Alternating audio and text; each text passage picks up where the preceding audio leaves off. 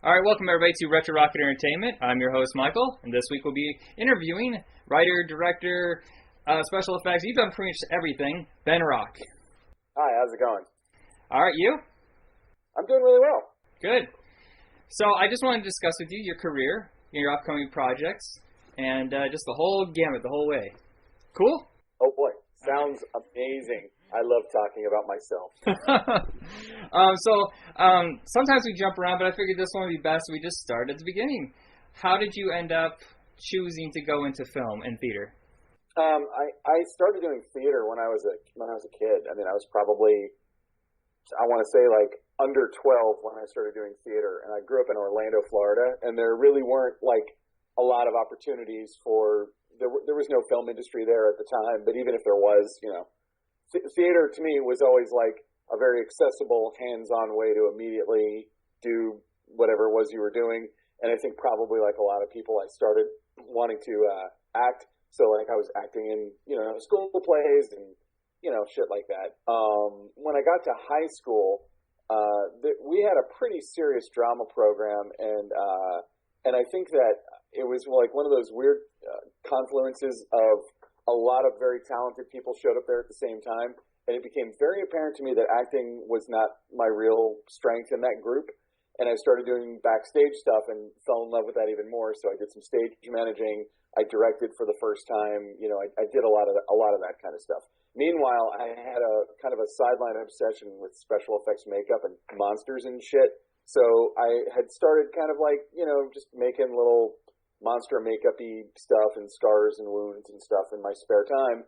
And as my interest in theater grew, I went to a community theater in Orlando called the Civic Theater of Central Florida. They were doing a big production of a version of Frankenstein. Oh. And I was like probably 17, and I went in there and I met the woman who was doing the makeup, and her name was Amanda.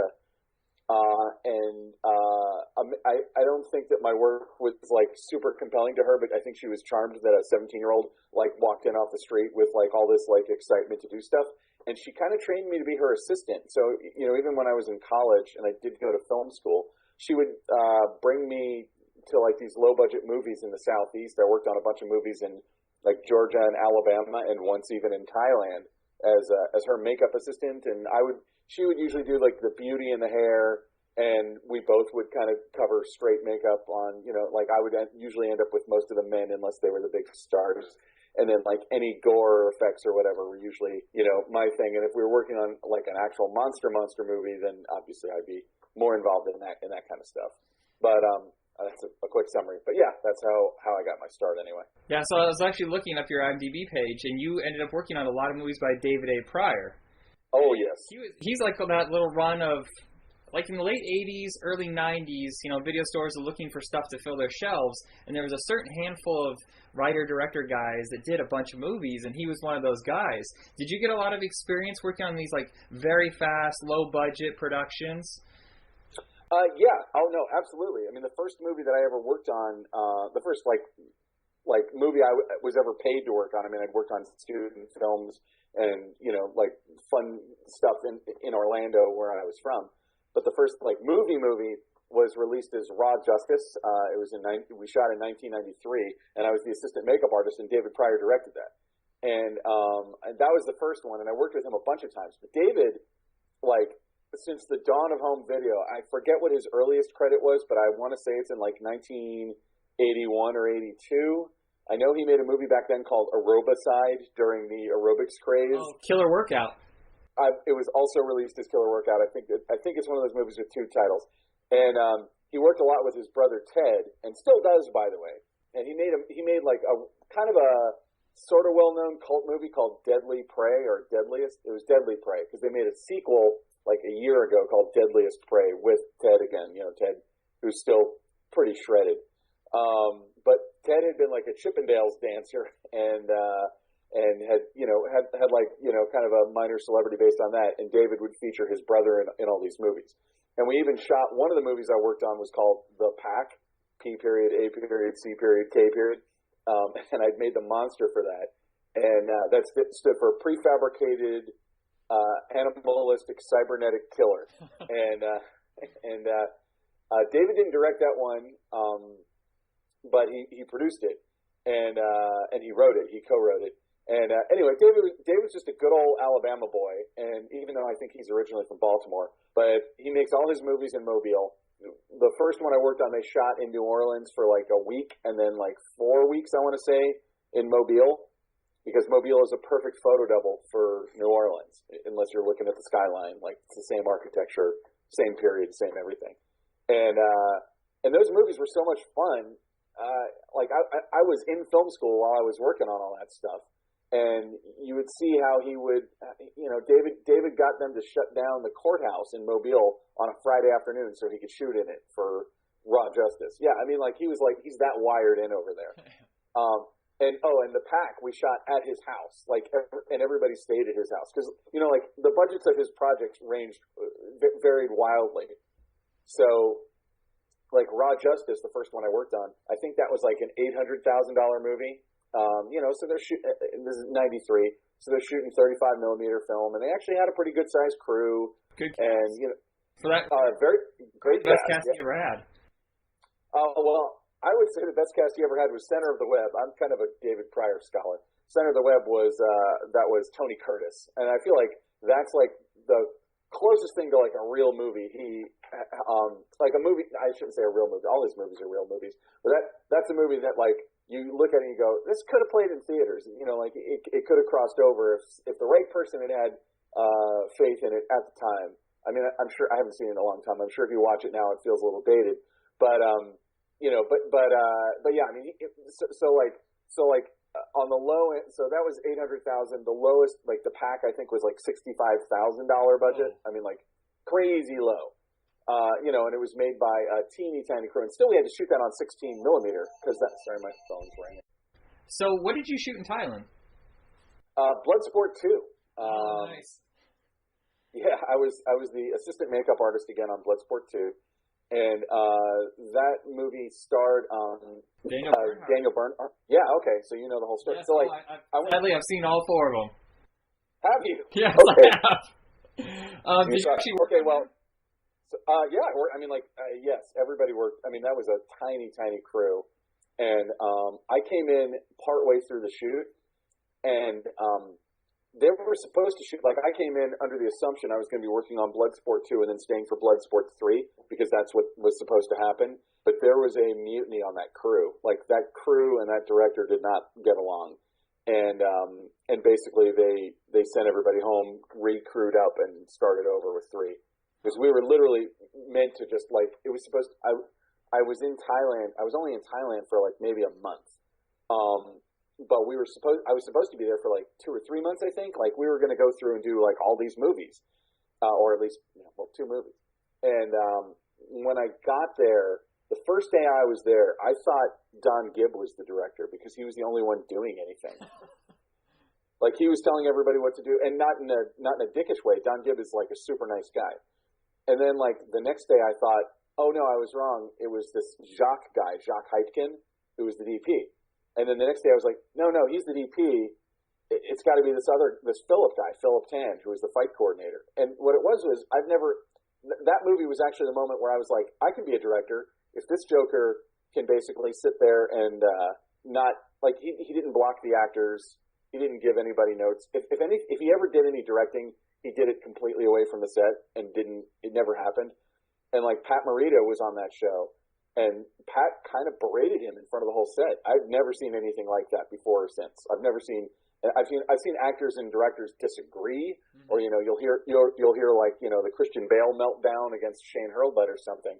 But I just never like basically he was sort of saying like, where do you want me to come in? What do you want me to do? Like, I'm here. I'm Pat Morita. Tell me what to do. And the director just he was just calling action and cut. That's really all he was doing.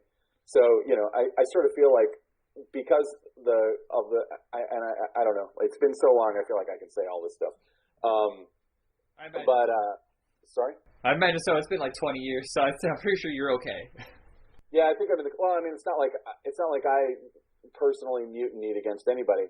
I just kind of am reporting what I saw. And again, there might have been some behind the scenes stuff that I completely am unaware of, where the director talked over, like character stuff or whatever. But as a director, I feel like the basic level of what you do, however you do it, is you block the scene with the actors. Mm-hmm. You walk them through it. It may literally be just like you read it and then, you say like, hey, well, you need to come into this door, or at this point such and such needs to happen. And it doesn't need to be much. It depends on what the scene requires or how much rehearsal you've done beforehand. But anyway, yeah, like Jacques, I feel like that movie looks as good as it does because of Jacques Hypkin. And I feel like Jacques kind of figured out all of the camera angles and everything like that. Like he was kind of the mastermind of that stuff. And Philip Tan, the fight coordinator, was just, he's an amazing fight coordinator. So the fights were really amazing. Yeah, action movies, a lot of the martial arts movies, because that was like kind of the tail end of that craze where there was tons of direct-to-video martial arts movies. A lot of it is done in editing. Because I think if I remember correctly, the first Bloodsport was a mess. And then they got the editors to have a look at it, and they just like reconfigured it and everything, and that's why it was so successful. And that probably is what went with the whole series. Well, okay, but I know that the same director did not direct the first Bloodsport. Like he bought the rights from whoever did it, and he also I think bought the rights for Cyborg, which was another Van Damme property, and he made a sequel to that. But I can tell you from being there that Philip Tan's fights that he choreographed were off the fucking charts. They were amazing. And they were like full speed. There were some fights in that movie when I showed up where I was just like, I was in awe that a human being could do that in front of me. And, because they brought in all these real fighters. And so, like Daniel Bernhardt is an amazing athlete and martial artist. He's in John Wick. Have you seen John Wick? Not yet. So he's got a pretty prominent role in John Wick. And as soon as I saw Daniel in that, I'm like, oh, that character is going to have some kick-ass fights because that's what Daniel does really well. And Daniel's like super tall. And I mean, there were days on that shoot because it was such a weird shoot. I was young. I think I was like 24 when I was working on that movie. But I'd worked on enough films to be like, this is not how a film is made normally. Like the morale was really beaten down on a daily basis. And I feel like there were a lot of us who were just showing up every day because this was Daniel's big break. And we wanted to support Daniel. Like he's such a nice guy. I mean, I haven't talked to him since, but he was just such a genuine, nice guy. His brother was there with him, and he had a small role in the film. And it was like those are the things that kind of kept us going. Where the Kumite actually was like a closed rice factory, and it was infected with bugs. And I've never had allergies before, but everybody had allergies on that shoot because that place was just completely filled with God knows what kind of dust. Like it was horrible. But it looked neat, so there you go. And the funny thing is, I like Daniel Bernhardt. I've seen quite a few movies with him, and I've always felt like, even from the beginning, they were trying to sell him as a Van Damme clone. In fact, it took me until about 10 minutes into the second movie till I realized it wasn't Van Damme. I was young at the time. The poster, it looks like him. And at first you're like, wait, I remember Van Damme being that tall. And then suddenly it clicks in and you go, oh, wait. And then you look at the box, you're like, oh, hold on a second.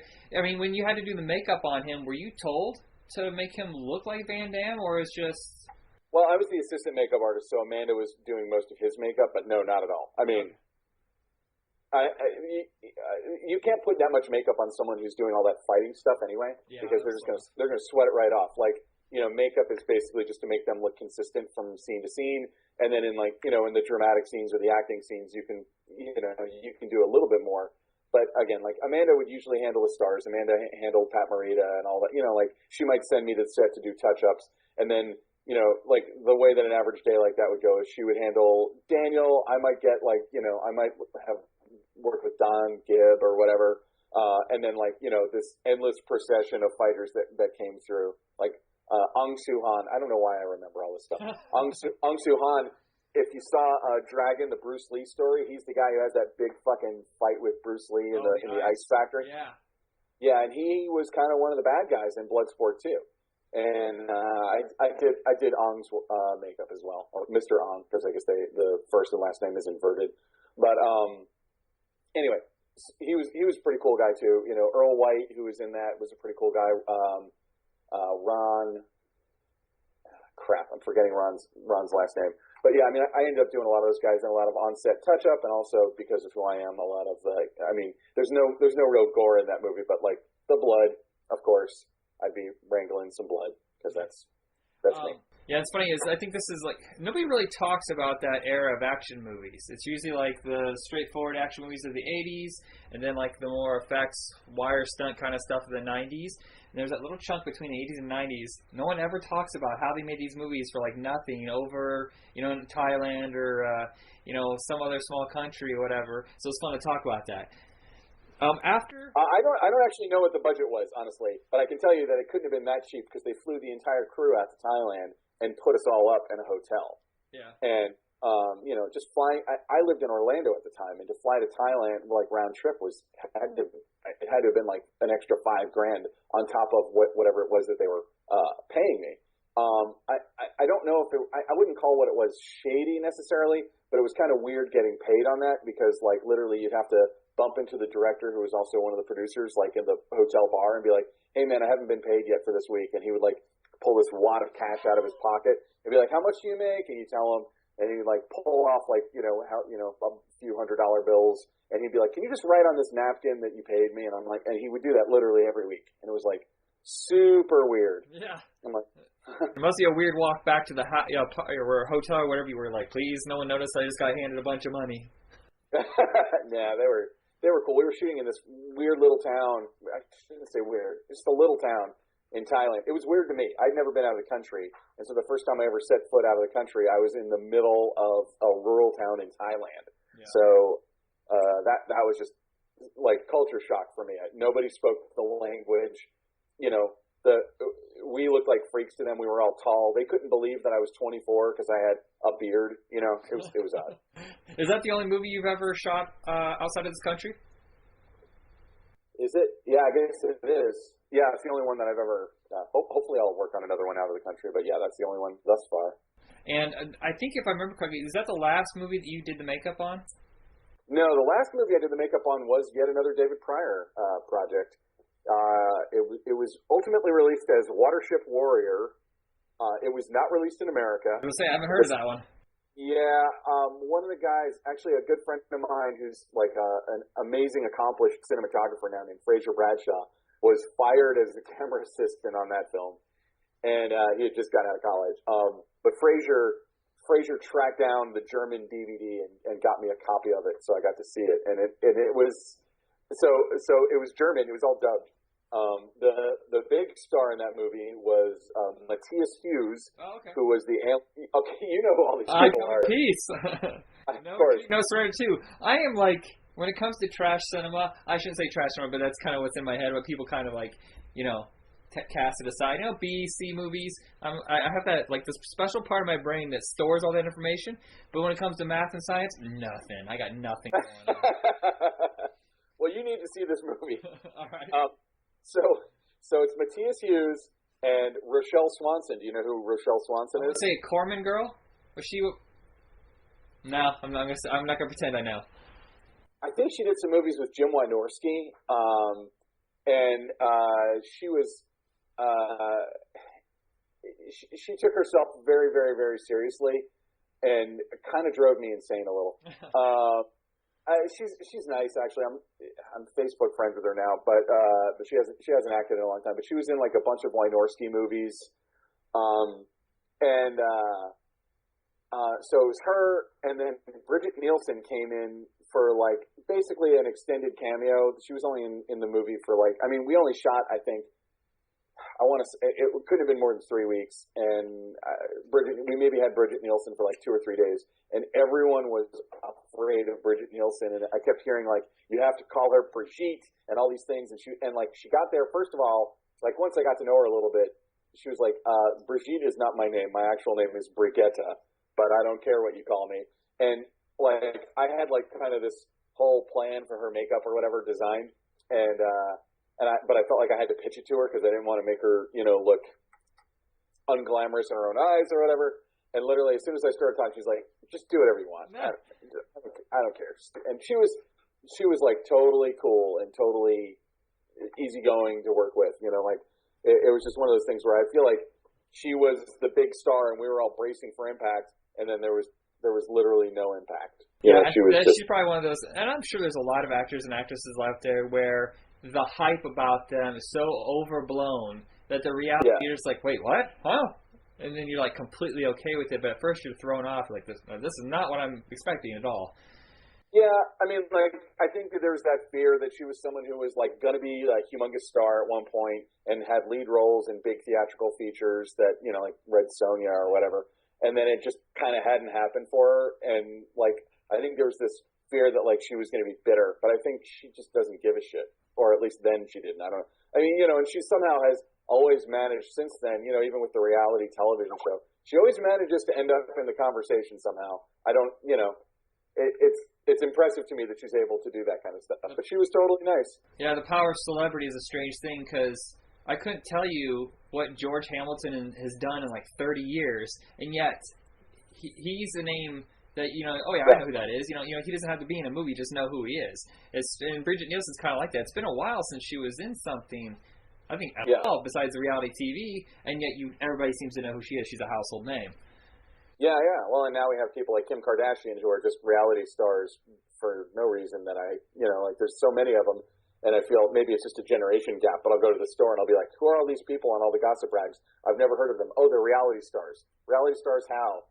Because actually, I have that with music now. Every time I see someone like pitching something, they're like, top Billboard hit. I'm like, yeah, I have no idea who that is. Oh my God, I'm old.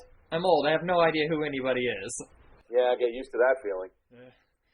So, were you doing all these during college? All the makeup jobs? I finished college at winter of '95, so basically '96. And so the last, the Watership Warrior movie, that was, by the way, like the title changed on that 9 million times even while we were working on it. That one was like, I want to say like January of '97. So that was maybe I was a year out of college, a little bit more, or maybe, no, excuse me. Yeah, about a year out of college when I did that one. But I always wanted to move towards directing, and I think that, some part of your brain goes, well, like there can only be one director, but, makeup artists can work a lot more. But the truth was, I had realized probably while I was still in college that although I find makeup and makeup effects specifically fascinating, it's super competitive. Like everyone already saw the writing on the wall that VFX were going to kind of take over that world, and I wasn't. I feel like if this was happening to me with my mindset now, I'd be like, well, I'll just go learn Maya, whatever. But at the time, I didn't even own a computer. I didn't know how to do any of that stuff. And so, to me, I was like, I need to, like if there's ever a time to push for it, in your 20s. So I decided to, in '97, after I worked on that film, I was like, it wasn't anything about that film. I was sort of, ready to quit at that point. But I was like, if I keep doing this, in 20 years, I will still be doing this, and I won't be happy about having made that choice. And was your next project the big one, the Blair Witch? It was actually totally. Yeah, I basically said that I didn't want. Well, and Blair Witch kind of starts a little bit before then, because Greg Hale, the producer, one of the two producers on Blair Witch, had pitched me the idea in '96. We lived about a block away from each other, and he pitched the mythology to me, and then he basically made the movie pitch, and the mythology wasn't very developed yet, but I was just eating out of his hands throughout this whole story about this legend, because I'm way into that shit. So I've subscribed to the Fortean Times, and I have been to more than one UFO convention, and to me, like, ghost stories and paranormal and stuff, even though like the older I get, the less I believe in any of it, I still just find it fascinating, the idea of folklore. And when he's telling the story, and then he said, well, and Ed, and we all knew Ed, had some friends in Maryland who made a documentary about it. I was like, oh really? What happened? And he was like, well, they disappeared. And I was like, fuck, no, that did not happen. He was like, yeah, they disappeared. And then like a year later, they found their footage. I'm like, what's on that footage? He's like, well, we're going to find out. And I was like, dude, you guys are going to die. And then he told me that it was all, he showed me the man behind the curtain after that. And I was like, I don't care if I'm sweeping the floors. I want to work on this. Like, this is just the coolest idea. And I think that, if anyone ever approaches you with that kind of enthusiasm for a project and they're not a psychopath, you need to include them if you can, because, every project could use like intense cheerleaders all the time. And they needed, I was the production designer. and I mean, like, to a degree, that's what I did. But really, there were like 5 of us making the whole film, so I just kind of did whatever needed doing. Right. Because it's not like we had the kind of budget that you would give a production. It's not like I had an art crew. I had me and this guy named Fahad, and a couple other guys, Rick, the guys that I was working with, who were all friends of Ed's, basically, who would come out and help for an amount of time, and everybody worked their asses off, but some people have asked, the genesis of the Stickman, for instance. Dan Myrick had designed this thing that was like all these bundles of sticks with this intricate work and all this design and all this stuff, and he literally designed it in like Illustrator or something, and he gave me that design, and I was like, Dan, I would need like a production line and employees and shit to make this. Like I would need. Like, I had to make hundreds of those things with, like, me and one other person in the woods for a few hours. Like, there was no fucking way that I could do, and so I come up with what I came up with, and it was, purely born out of necessity, really.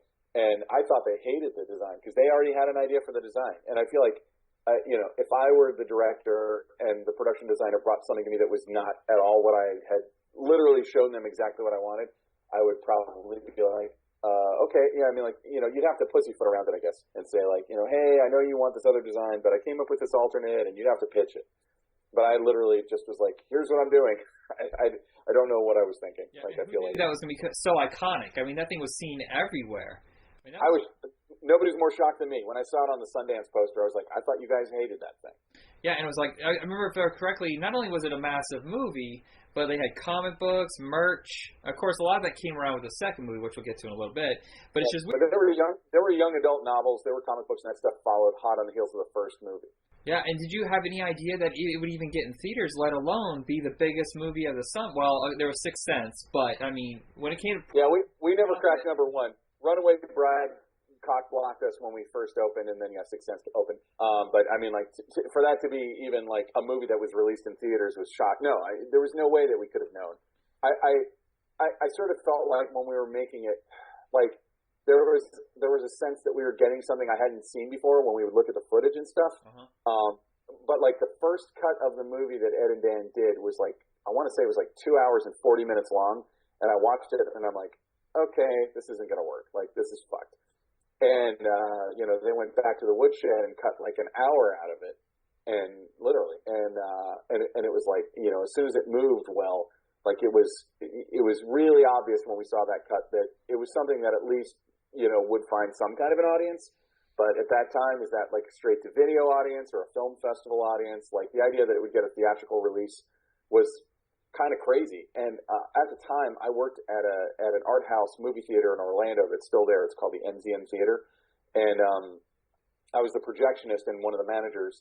And so I was able to, the people who ran the place didn't care if I asked nicely, if we did a screening of the film in the morning before our first show on a Saturday, as long as I cleaned it up, which I did. Uh-huh. And we literally packed the house, and it was shortly, like, I think it had gotten into Sundance, and we had a screening of like the Sundance cut, what went on to be the Sundance cut. And I was like, okay, there's something special here. At that point, that could literally mean anything, because lots of really good movies go unnoticed or don't get the right for tons of money and don't go anywhere. I think the biggest buy ever was Happy Texas for like $12 million, and that didn't open at all. So just because it does well at a film festival, you're never certain how it's going to play in general audiences. Happy Texas was at the same Sundance Film Festival that Blair Witch was at. I remember I met those guys. It's still a good movie. It's just for some reason it didn't connect with people. Oh yeah. No, I mean, well, and also like you have to wonder, did it not connect with people, or did the distributor kind of screw it up, or I mean, who knows what happened in that translation? Feature films it's such a weird thing. You look at something like I don't know, like, The Matrix is almost hurt by Columbine because people wore black trench coats and shot guns. And it's like, okay, but, clearly The Matrix is not going to inspire copycat people going into computers and murdering fake.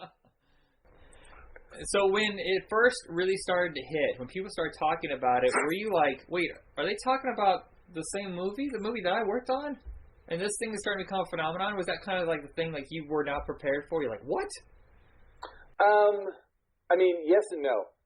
Because I had been to Sundance with it, and it just like it blew up at Sundance, and everybody was talking about it at Sundance, and all the screenings sold out, which was in itself kind of crazy. Just because I never seen snow before I went to Sundance, much less been to the esteemed film festival. And I had literally moved to LA right like during Sundance. I had moved out to LA with my then girlfriend, now wife, Alicia. And so we had just arrived in LA. We turned around and drove to Sundance, which is like a 12-hour drive after driving all the way across the country. And Blair Witch was like the toast of the town. And then we got back to LA and reality sets in. And, I got a job answering phones at a corporate headhunting company in the Valley. And was like doing my thing, doing little theater projects or whatever. And like, when Artisan bought Blair Witch, I think they bought it for like $1 million or something like that. And because I had a very small piece of it, I think I got like $1,000 when that finally went through. And I was like, hey, cool, $1,000. I never saw it before. And I think I used that money actually to go to the premiere in New York. I was very excited about it. But like, I remember 2 weeks before the movie came out, I was working at this corporate headhunting place, and the LA Weekly had put a full page ad for Blair Witch. And I cut it out and put it on the office fridge, like in the break room. And my name was on it. Like I'd never seen it. Like my name was on the poster. It freaked me out. And so like one of the guys, one of the corporate headhunters was like, "Oh wow, you worked on like a little independent film? How cool!" And I mean like he didn't mean to be condescending. And in like 99% of all cases, 99.9% of all cases, that would have been like, "Hey, the movie opened and how cool!" And I'm still working there for another 3 years. But as it happened, it didn't just open; it like blew up, and that was still to this day one of the most surreal experiences of my life. Like it was just weird. Now, did you do the Burkittsville 7 for the first movie or the second movie? The Burkittsville 7 was made for the first movie when it premiered on Showtime. Because that thing. So yeah, go ahead. Sorry. Well, what had happened was we had made a fake documentary called Curse of the Blair Witch that aired on Sci-Fi Channel, which is on the American DVD, and it was like a half hour little special. Basically, it was the same pitch that I heard from Greg Hale, just writ large, and they brought me on to write that because I'd written a bunch of the mythology. My first job on Blair Witch really was to flesh out the whole mythology and name all the characters and come up with dates and find images and stuff like that, which I did at a library. I know, it's crazy. Fun research, I guess. Yeah, well, yeah, but like, in 1996 library, and seriously, by the time 1999 rolled around, when I was writing Curse of the Blair Witch, I was already doing it all online. In fact, I was doing it at my corporate headhunting job, printing all the stuff out and then going home and writing at night. And I think I eventually ended up taking like a couple of weeks off of that job. But anyway, because I'd done that, and because Blair Witch had blown up and all the guys who made it were kind of overnight millionaires and they were already on to their next project that they wanted to make, they recommended me because I had written Curse of the Blair Witch, and Artisan was, visionary / stupid enough to go along with that, and gave me my first shot at directing professionally. And they wanted a TV special. They wanted it to be an hour long, or 45 minutes long, and they wanted it to go more into the mythology than Curse did. But Curse kind of is like just it's a précis of the whole mythology. They wanted something that like honed in some way and didn't talk about the sequel and didn't talk about the first movie any more than it absolutely had to. And so that was like, if you think about it, that's like a really weird challenge. Like how do you make anything interesting in the Blair Witch world that doesn't talk about the movie everyone wants to see and doesn't talk at all about the sequel that people are maybe wondering about? And so I went to, what was, to me, the creepiest movie I'd ever seen in my entire life, maybe to this day, is a documentary called Tittycut Follies by Frederick Wiseman. I don't know that. And it's really good. And you can, like, back in the day, when I was doing that, I wanted to get a copy of it, and I'm like, I'm in Los Angeles. Surely I can get a copy of every movie that has ever been made while I'm here. But Titicut Follies had never been released on video. Frederick Wiseman is like very old school documentarian. I mean, he still does it to this day. And so I went to a place in the Valley called Eddie Brandt's Saturday Matinee, and it's like this crazy video store. I think it's still there. And they just had every movie you've ever heard of. But the thing about Titicut Follies is since it was never released, they couldn't rent it to you, but they had it because it had aired on PBS, and they had videotaped it on VHS off of PBS. Uh-huh. So if you rented another movie, they would just let you borrow their tape. So I rented another insane asylum movie called Shock Corridor, and watched them both. But and then like just a few years ago, Zipporah Films is Frederick Wiseman's site. He started selling all his movies, so I actually was able to go buy a legit copy of Titicut Follies on DVD. Nice. But back then, I had that as a reference, and I kind of shown it to the people at Artisan, who again like I feel like if I did that today, nobody would be okay with that. I feel like the companies I'm used to pitching stuff to would be like, so you want to make this documentary about fat, naked, crazy people in an insane asylum. But, to me, like that movie was just it just really got under my skin. And so, I pitched the idea of the Rustin Parr killings, which were like within the Blair Witch mythology, the last iteration before the 3 kids going missing. And, the idea is that he had murdered these 7 children, but the 8th child, Kyle Brody, had gotten away and had testified against him. And I was like, what if I make a controversy about that? What if I get a whistleblower who says that's not what happened? And, kind of wrote this character who's named after one of the guys who I worked with at the corporate headhunting company, Chris Krasko. And he, he was trying to blow the lid off of everyone thinking Rustin Parr was actually a serial killer when he was really just this quiet simpleton who was forced into doing something terrible or possibly just took the fall for what this crazy kid did. And then show the footage of, this rare footage that has been unearthed of this kid when he's truly insane and grown up. God damn it. And the funny thing is, I watched it, and I feel like I saw it at the time, but I guess I didn't pay close enough attention. But I watched it the other night, and I watched it like at 3 o'clock in the morning, and I was like, yeah, I'm never going to sleep again. It's so authentic. If you didn't know that it was connected to Blair Witch whatsoever, and you thought it was a straight-up documentary, you'd be like, oh my God, this really happened. I mean, it's one of those things that's so realistic, and it has such a strong sense of dread. I feel like I need to take a shower and like watch cartoons for a couple hours to feel better. When you were making that, did you have trouble like trying to ride that line by not? Oh yeah, well I got to do this to keep it real, But at the same time, it's not real. Was that kind of a struggle? I mean, well, I kind of tried to. In the way that it was constructed, so like there was a full script for it, but when I would get to like, when we cut to the experts, that was always in italics. And what I would do is I would write these complicated character bios for them and have them memorize them. And in fact, this is how they auditioned for the roles. They would learn these complicated character bios, and then they would tell them back to me in their own words. So I'm literally like, if you could look at the set, whenever we've got someone on camera being interviewed, I'm the one interviewing them. Mm-hmm. And I mean, every once in a while, I would have to redirect somebody and say, like, "Oh, you're, like that's not what schizophrenia is, or whatever." And I tried to know as much as I possibly could about, all of these complex topics that I was going into, because it's like you don't want to make something that's like insensitive to mental health issues or something like that. Right. But I actually feel like having Titicut Follies as like a grounding point for me kept me a little bit honest, because Titicut Follies is, it's this documentary that's just you're a fly on the wall in an insane asylum in Massachusetts in the early 60s. And there's no dialogue, there's no interviews. It's just this black and white footage of these people being herded around like animals and being stripped naked, and it's super fucking disturbing. It is the most disturbing documentary and maybe the most disturbing film I've ever seen. Wow. And Frederick Wiseman has kind of a unique style in that way, in that he doesn't make documentaries literally like anybody else. He's sort of like on the polar opposite end of the scale from Errol Morris, who I'm also a ginormous fan of. But literally, he doesn't give you a narrative backbone to take you through the story. He kind of forces you to kind of live in this world while you're watching the doc.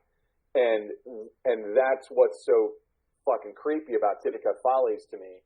well, not even creepy. It's disturbing. You know, like the stuff with these like big fat naked guys being pushed around by guards and stuff. That's right out of that documentary. The stuff with the guy being fed up the nose, right out of the documentary. And stuff like that. It just kind of clings to you, and it makes it hard. So where we shot that, the documentary within the documentary is called White Enamel. Where we shot all the white enamel footage was Camarillo State, which was itself a closed mental, like a closed asylum or a closed mental hospital. And it didn't look exactly like the hospital in Titicut Follies, but it was like built in a similar time. Camarillo's like maybe an hour and a half out of LA. I think they've turned it into a UC campus. Like I think it would be fine for that. But we shot all that stuff in this real mental hospital. Was it unsettling just being in there? Oh yeah. I mean, it's creepy as hell. You know, I mean, imagine I don't really studying that. Nah. Well, I think, you know, once you completely paint over the walls and redo, you know, I think that you would sit around and be like, I mean, you'd walk into a room where there's just like, it's a big empty room with a bathtub in the middle. And you'd be like, what the hell is that all? And we used that. We used it in the doc. You know, there's just like all manner of creepy, weird shit going on in that place.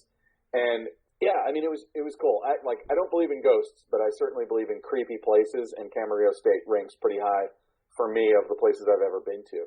So that kind of kept that real. And then the interview stuff was, you know, shot like an interview, and we edited it like a documentary. Yeah, nothing feels like it's acted whatsoever. It feels like, I mean, I actually thought you hired like real like experts and stuff like that. And I was like, wait, is this real? Is this a story I'm missing that's somehow connected to Blair Witch? Like there was literally a moment where I had to like question it. Yeah, I mean, if you look all those people up on IMDb, you'll see that, you know, many of them are pretty accomplished actors, including the guy who plays Kyle Brody, by the way. His name's David Grammer, and he's like, you know, an interesting, mild, nice, intellectual, cool guy to talk to. But he's really good at playing like sad monsters. That's kind of what he, you know, and he was a recurring on Joan of Arcadia, and like he's done lots of TV and stuff. And, you know, the place we had to take David to, you know, I felt horrible to a degree about it. Like, asking someone to do a nude scene is hard. But when it's someone who you're like asking them to do a nude scene because they're beautiful and it's supposed to be titillating for the audience or whatever, that's one thing. But when you're making it really clear that like their body is being used to horrify, I think my dog might be about to bark. Yeah. When it's clear that their body is being used to horrify, like, I think that's like, it's just not a nice thing to ask somebody to do. Like, I find you scary looking. Would you be naked and even, you know, disturb me further? But David went there, and sort of like as a director on that, I sort of feel like my job was to just protect him. You know, I was just trying to not like, I just kept him away from the crew and just kind of let him do his thing. And you know, he's really a phenomenal actor, and I had. Obviously, I have no proof of this because I haven't worked with him since Burkittsville 7, but he and I have talked many times, and I would love nothing more than to work with David again. He's so interesting and so cool, and he's just such a cool guy. He's also, like me, he's a theater guy, and I think that I gravitate to people who come from theater. Yeah, it's a really great movie, but I believe it's really hard to find now. Is it out of print? Yeah, they don't. They didn't release it on any of the Blair Witch DVDs except for the UK version of the DVD. And I finally, I don't know if I'm going to get in trouble for this, but because they had only ever released it on VHS tape, you know, and even when Blair Witch came out, DVD was already becoming like VHS was pretty well dead by that point, or dying, sort of like DVD is now. And so they only released it on VHS, and yeah, it's totally out of print. You can't get it anymore. So I don't know, maybe like 2 years ago, I just stuck it on my own personal Vimeo account. And Lionsgate owns it, and if they asked me to take it down, I would take it down. But at least to see it. My thing has always been, going back to the conversation earlier with the B movies, I used to have like this massive, ridiculous collection of VHS movies, all of them out of print. And I felt like all of these movies need to be saved, no matter how good or bad. They need to be saved and let people see them. And if the company wants to make money off it, release it. Let people see it. You know, have a real copy. So like that kind of thing, like letting people know it exists and let them have a chance at watching it, I mean, that seems fine by me, but of course, if they say something, hey, could you release it for us, please? Well, and like this year, 2014 is the 15th anniversary of Blair Witch, and it kind of came and went without fanfare. I think they released a Blu-ray, but like no new features. And to me, I don't know. I mean, obviously, I'm very biased because I made this piece, but like I would like, why would they put all this money into it? I mean, the budget on it, I think, was like $350,000. They put that money into it. They ran it on Showtime. They released it on VHS. It doesn't hurt anybody to put it on the Blu-ray. It's not like it's taking up sectors that could be used for something else. Yeah. Like just release it. But I feel that's kind of happened to me more than once because like when you're doing stuff like this, you're literally working for the marketing department of the studio, and they don't see what you're doing. I don't think that much differently than if you had made a TV commercial. And if I was saying like, hey man, I made this great TV commercial for your movie. Why don't you put it on the Blu-ray? They'd be like, why? Like, why? Why would we do that? And I sort of feel like that's sort of what's going on. And, I would love to see it. I'd love to see it show up somewhere else. But, in the meantime, I just want people to be able to see it. And that short film kind of led to other similar projects. Like you did of course, the follow-up, the Shadow. What is it called? Shadow of the Blair Witch? That's it. That was straight up marketing for Blair Witch 2. And then you did Hellboy. I saw that. Yeah, that was actually very true. They're actually kind of similar in spirit. The second Blair Witch special and the Hellboy special is they're kind of like news shows, but at the same time, it's supposed to be reality. But since the newscasters are kind of actors, newscasters kind of have to act for you. It has a different tone than your first promotional film. Yeah.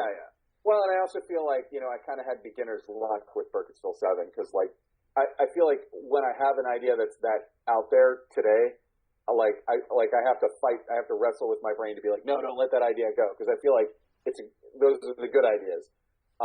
When Shadow of the Blair Witch came around, there was a completely different special that I was going to do, that I had pitched them, that I was trying to give Blair Witch 2 its own kind of mythology.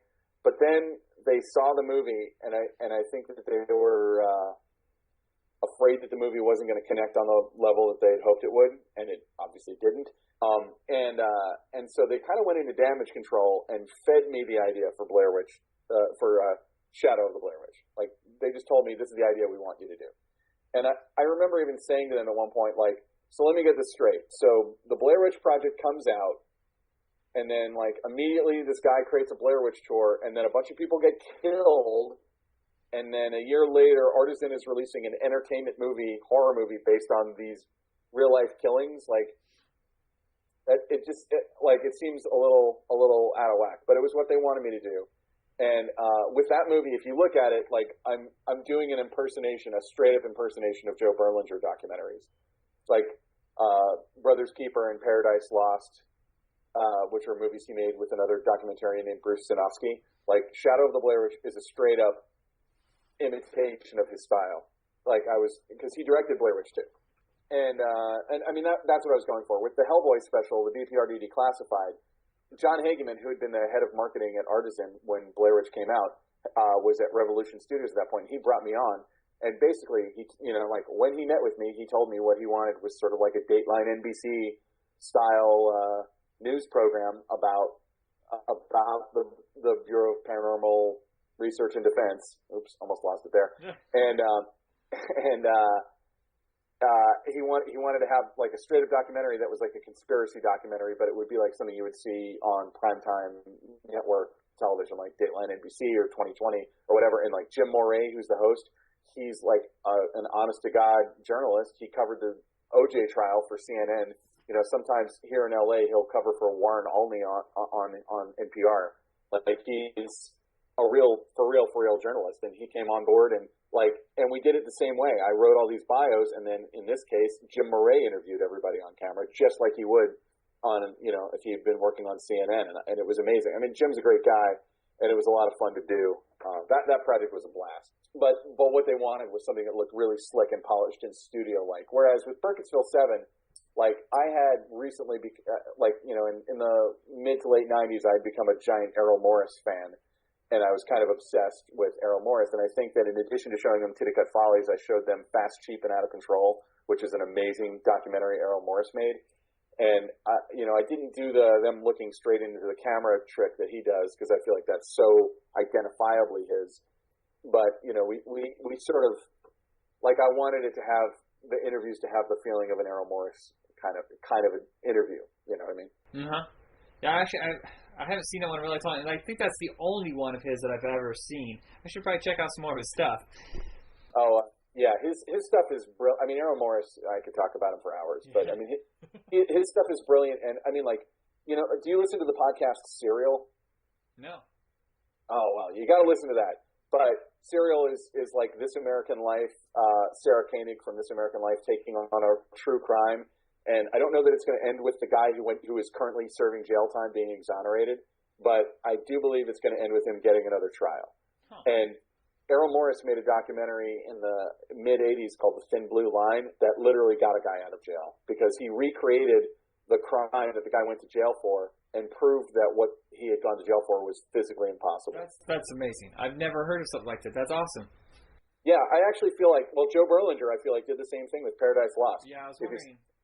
Yeah, I feel like Damien Eccles and those two other kids, Miss Kelly, I forget. Anyway, those three guys would be rotting in prison until they died if Paradise Lost hadn't been made. And Paradise Lost put so much light on that case that every detail was thoroughly investigated. And it still took like 17 years to get them out. Insane, a long amount of time considering, and that wasn't the only movie about that, right? Wasn't there a sequel or? Actually, I feel like there's 3 parts that were on HBO or something like that, and all these people backed up, and you're still like, why are we still dealing with this? And it amazes me.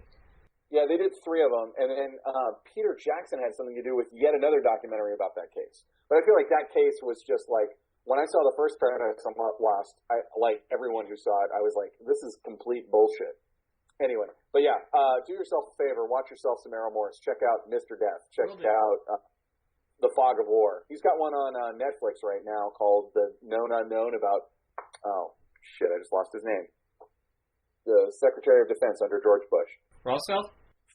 Yeah, Rumsfeld. Yeah, I got added too. I think it was just on the recently added thing. Yeah, I didn't see it when it was in the theater, and I just saw it a few weeks ago, and it's very good. But I feel like, for my money, actually, I think Fast, Cheap, and Out of Control is my favorite of his docs. So between doing those short film, I screwed that up. Doing those promotional stuff, you did it for Audi commercials, the movies. You're doing a lot of short films, and I'm amazed at how many you've put out. But is it a struggle to get people to see them? Because there's not really conventional means to get that stuff viewed. Well, I would say that I've done I've probably only made 4 or 5. I'm going to make a short film and put a lot of effort into it. Even since I've been in LA, maybe only 2 or 3. But a lot of the stuff, if you see my IMDb credits, it's a thing called Instant Films that's out here in LA, and it's a 48-hour film project. Yeah, we have one here. Yeah, there's a bunch of them. Instant Films is specific to LA because it's only one group of people who've ever done it. And the way they do it is they bring together writers on a Friday, and they give them 2 or 3 words and a number of actors and actresses, and they go off and write a script not knowing who's going to make it or who's going to be in it. And then the next morning at 8 in the morning, directors and the directors and actors are pulled by the creators of Instant Films. And so directors go up and pull a script at random, and then if it's 2 men and 2 women, you pull 2 men's names and 2 women's names out of a hat, and then you go off and make that film. And Sunday night they show all 8 of them. They do 8 of them in a weekend. That has to be the adrenaline rush. Yeah, it's a little nuts. I've done it 7 times. Wow. And out of the 7 times, there's maybe 3 of them that I would show you, and there's one of them that I actually have part of it on my reel. And that one's called Shut Up, I Said Shut Up. That one actually had... Good. I really like that one. Yeah, that one was a lot of fun. Well, and the guy who shot my feature, Walt Lloyd, shot that. And he also shot Sex, Lies, and Videotape and Shortcuts and Kafka and all these great movies and stuff like that. But he told me, when I told him about Instant Films, he's like, if you're ever doing that again, let me know. I'd love to, that sounds like fun. And I'm like, you're crazy, but yes, I would love to have, an Oscar caliber DP shoot my Instant Film. But yeah, we shot that in my house, in the room I'm sitting in right now, at the table I'm sitting at right now. But yeah, so that was done in 48 hours. And sometimes it's just shocking to see what you can pull out of your ass in 48. That is instant films, specifically their method of doing it, where you can't prepare. Unlike this is not a slight on the 48-hour film project. I think that they're all really cool, but you can write for what you can get. You say like, oh well, I have access to a mansion and a shark puppet. Okay, well I'll just use those things. And I'll write a script around this. But with instant films, you get the script and you go like, okay, I need a chainsaw, or like I need this or that, like whatever the hell it is I need. Like I'm gonna need some crazy pile of stuff, and you just make it happen in a weekend. And I feel like it actually has been like the best skill set builder for being a filmmaker I've ever gone through, because I tend to be about as spontaneous when I'm making a film, as NASA launching a space shuttle. Like I want to plan everything a lot, and so taking the ability to do that away from me is probably the best gift you could ever give me. And then learning how to roll with the punches. And I feel like, honestly, like I had done the first couple instant films I did before I did those Audi films, and you mentioned it. Like we did today they'd be called webisodes. They called them Easter egg films within this giant Audi campaign that was done by Chelsea Pictures, and actually was masterminded by my friend Mike Manello, who was the co-producer on Blair Witch, which is how I ended up on it. But we made like these 8 little action shorts, and like I got the call, would you be available to maybe make these action shorts like 2 weeks before cameras had to roll? And the budget was very, very low. It was like, I think it was like I want to say $180,000 for all 8 films. And that's, full crew, getting a set, like we've got some action scenes, we've got some fight scenes, fight coordinators, blah, blah, blah. And it's for Audi. So when you call people and like, hey, would you be willing to work under your rate? Oh, by the way, it's for Audi. You'll hear laughter on the other end of the phone. But we were able to get like a pretty great crew. Fraser Bradshaw, the guy I met on Watership Warrior, came out and DP'd it. He lives in San Francisco, but he's just an amazing DP. And we banged it together. And I feel like if I hadn't done some instant films, I would not have known how to shoot from the hip as much as I had no other choice but to do on that particular project, because there's no way in a 2-week period, because it was being run through my company too. Me and my friend Matt Compton had a production company for 9 years, and we just had to run and get it all done. And it's like there's not enough time to sit around and obsess about the creative. You have to think very, very fast, and on the day you have to think even faster. And when stuff doesn't work, you have to figure out a way to make something work. And instant films is just the best training ground I ever had for that. Yeah, and so some of the other short films you do, like the one you did, I think probably my favorite, as much as I love Shut Up to Shut Up, Conversations. Was that one that was completely planned out? Oh, yeah. I mean, that was something that I had worked on for a really, really long time. I mean, like we developed that for, probably a year or two. And it was written by my friend Jonathan Mangum, who I actually just saw the other night. Jonathan, if you watch Wayne Brady's Let's Make a Deal on daytime television, Jonathan is the announcer, and he's on it all the time. Okay. He's like, I used to see him all the time. I think he was on some show. I want to say it was called like Strip Mall or something on Comedy Central. That was a really great show, which I can't find anywhere. Yeah, him and Chris Wilde were like videographers in the strip mall, and they were making porn, right? Yeah. That was really good. Yeah. That's Jonathan. I've known Jonathan since, probably since I was 18 years old. Nice. And anyway, and he wrote another short that I did called The Meeting, which he had written. I was an intern on a sketch comedy show in Orlando when I was still in film school called The News and EWZ. And Jonathan. Was that on ABC?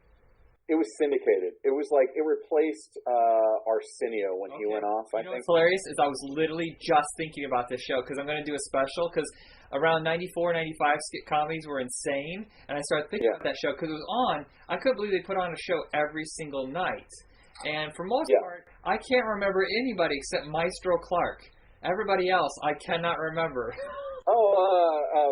Brad Sherwood, who's a big Who's Line guy, was one of the regulars on there. You're right. Okay, we'll talk about this later, but because I could go on like a half hour, because there's a certain episode that's my favorite that I'd watch over and over, but no one else knows what I'm talking about, and I can't believe you actually worked on that. I was an intern on it. Well, like 2/3 of the workforce on that show were interns. Nice. If you wanted to actually do a show about it, I know like one of the writers I can put you in touch with them. Yeah, I want to do the whole next year. I want to do special episodes all about that rise of skit comedy throughout the 90s. Oh, yeah. Well, I should put you in touch with John Ezrin, who was one of the writers. Also, one of the other writers was a guy named Shane Forbes, who's a pretty successful stand-up comedian, and he tours around. But he left the show under not great circumstances. and Michael Price was one of the writers, and I want to say he wrote on like Family Guy or something big. But anyway, Jonathan and I had been working on a student film, and I told him I was interning on this, and he wrote a sketch for me to give them, and that ended up being the meeting. Now, he gave it to me in 1995, and I made it like 4 years later.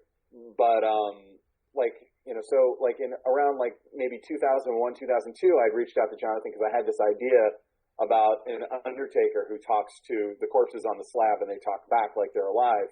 And I kind of pitched him in the idea as like something we could co-write. And like a week later, he's like, "Hey, I wrote that script and sent it to me." And I was like, "You did what?" And he'd written a draft of. How did you get Curtis Armstrong? Well, Jonathan's wife, Leah, was our casting director, and she's an amazing casting director, and I've worked with her many times. She's also a pretty damn good actress, but she's a casting director. And she convinced me to reach out to him. She knew how to get a hold of him, and she convinced me to reach out to him. And I was a little concerned, not that he's not a great actor. I think Curtis is an amazing actor, but I was afraid that he's like too identifiable. And eventually I realized like he's identifiable to like people of like exactly my age and a few years older and a few years younger. But I feel like not everyone's when you see him, especially now. Or, then it was, 2003 when we shot it. You don't look at him and go, "It's Booger." You just, he's a different guy. And when he's playing a completely different character, I think that I think that the only thing that he brings from his other work is that Curtis just has an inherent likability and warmth that he brings with him. And so, exactly. Because it's kind of a dark role. In fact, are you the first person to put him in a dramatic role? Like he was on... Moonlighting, and he was in Huckleberry Finn. He was on a lot of stuff at the time, but nothing really took that turn. I think it was the same year that Ray came out. Both those like back to back, he started to take a completely different turn in his career. Well, and he'd actually just done Ray right before he came to work on Conversations. And if you look, actually, you can tell because on Ray he had his hair. He has like the thickest set of like Brillo pad hair of any human being alive. But he had his head shaved to look like that guy, so he kind of had his hair shaved into like a male pattern, baldness pattern. Uh-huh. And if you look at Conversations, his hair was just starting to grow out, so it's like just slightly longer around the sides than it is on the top. And he had actually told me, like, it looks really weird. And when I saw him in person, I'm like, well, you would have to know that you had just done Ray and that your hair had been shaped like that to even, like, it doesn't really register when you look at it, even in person. But yeah, he had just done Ray. I don't know that he's ever done a role like that before or since. I have wanted, another good opportunity to work with him. And, on Alien Raiders, we actually tried to cast him in the role of the grocery store manager. Although, you can't beat Joel McCrary. He's so great. But we had reached, before we even auditioned anyone for the role, we reached out to Curtis to see if he wanted to do it. He was working and he wasn't able to. But yeah, I would love to work with him again. He was just such a pleasure. And he's like, the thing that nobody really knows about Curtis is he's like, just crazy smart, very literate. Like he would just be a fascinating guy to hang out with. Like he just has so many nuanced thoughts, and he's a big fan of the writer P.J. Woodhouse, the guy who wrote like the Jeeves, the Butler Jeeves.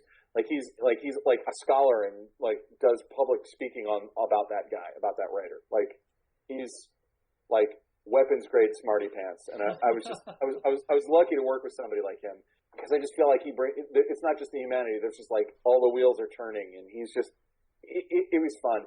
And he was probably the first recognizable actor I'd ever directed. And I was nervous, because, to me, not just to me, I think he's a star. I think he's a big movie and TV star. Even if his name isn't a household name. So people know that he's familiar. And, I was afraid that I wouldn't have enough to tell him, or that I would tell him too much, or, that I, just be amateur hour on my side.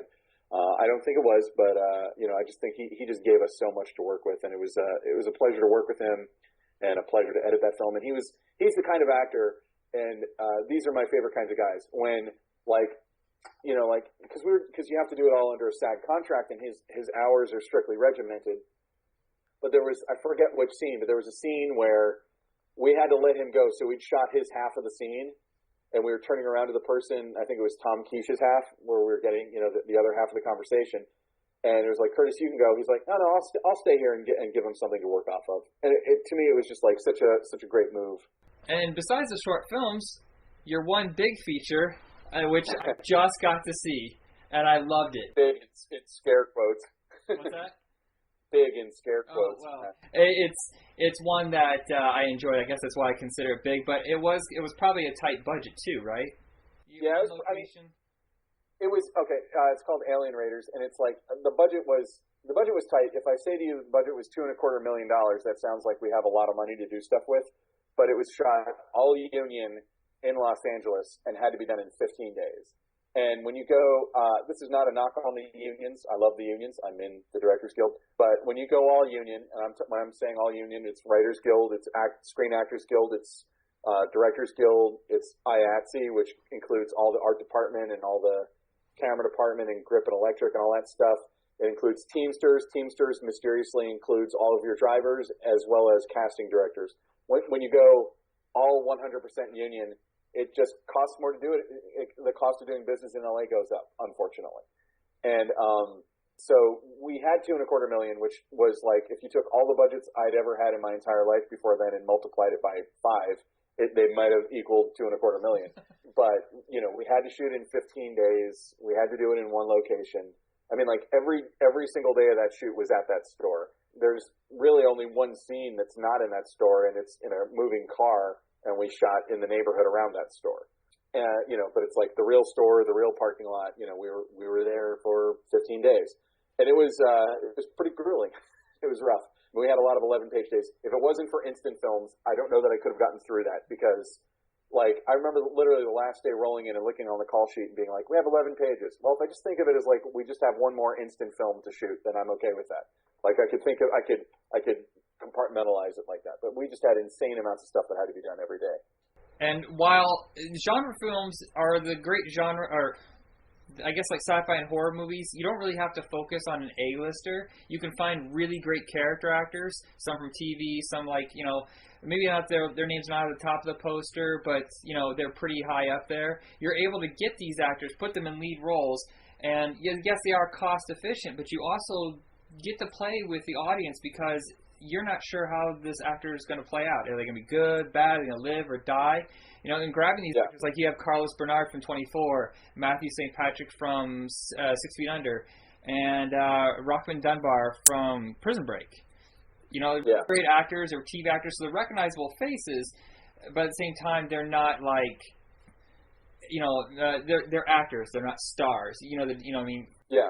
So it's like one of those things where the audience is like, I don't know what's going to happen next. Was that something that was really freeing for you when you were making it? Oh, big time. I mean, you know, the title Alien Raiders was not my idea, and I sort of fought against it at the time, although I never said anything publicly about it at the time because I just wanted the movie to succeed, and I didn't want to be like, you know, sour grape spewing ingrate for, you know, like, hey, here's a feature, or, you know, fuck you for making me take a title. You know, it seemed trivial at the time. Although, you know, obviously titles are very, very important. But you know, the title that we were operating under for most of it, when we were shooting it, it was called Supermarket, which the studio never would have gone for because they wanted the potential availability of a sequel. Like they wanted, and you know, unless the sequel also takes place weirdly in a grocery store, that probably wouldn't have flown. So the title that we were all happy with was Inhuman, with a lowercase I and an uppercase H. You know, I thought that was good, and it's like, because the movie starts and you think it's a siege movie, and then, you know, at the end of the first act, you realize that the people who you thought were the bad guys are actually the good guys, and that some of the people you think are the good guys are probably the bad guys. And then there's a police blockade around the store, and so you kind of get, you know, there's obvious references to The Thing, but the John Carpenter movie that lines up most with to me is Assault on Precinct 13. That's what I was thinking. And to me, it's like you have kind of a siege on the inside of another siege, you know, and so it gives you a lot of levels of, you know, of tension and drama, and you know, to me those were the real potentials of that film, and those are the things that we wanted to really, you know, bring out. And we didn't have enough of a budget really to do, you know, elaborate visual effects or whatever. And actually, by the way, the budget situation gets worse, and I don't know if this is horribly boring for you, but it's fine. I love talking about this kind of stuff. Actually, I'm kind of weird. Right. I hate math, but I love budgets and box office. It's strange. Okay, so Raw Feed made 3 movies. They did a slate of 3 movies in a row. So they did Otis, then they did Rest Stop 2, then they did Alien Raiders, and we all had the same budget and schedule. But Alien Raiders was the only one that came in 15 days, which meant that we had a bunch of money saved up in our contingency for visual effects. So I had planned it that way. Hopefully, well, I should say myself and our producer Steve Eccleston had planned it that way, so we would have enough to do that. And we had worked really, really hard to bring it in 15 days.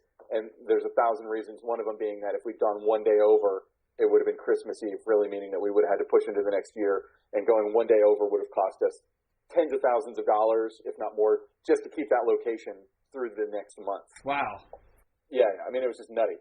So, like, we were all kind of hyper-focused on, we had to finish it on, I think it was the 22nd of December that year. We just had to get it done, and we did. So we had this money left over, and then our payroll company was called Axiom. You can look up Axiom online. They didn't just go bankrupt. They, like, went bankrupt in a haze of terrible scandal and horrible corporate malfeasance, and all of our payroll checks bounced. Oh. My checks bounced, the stars checks bounced, the entire crew's checks bounced. So, you know, so in reality, the movie probably ended up costing more than $2.25 million, but actually had less than that to work with.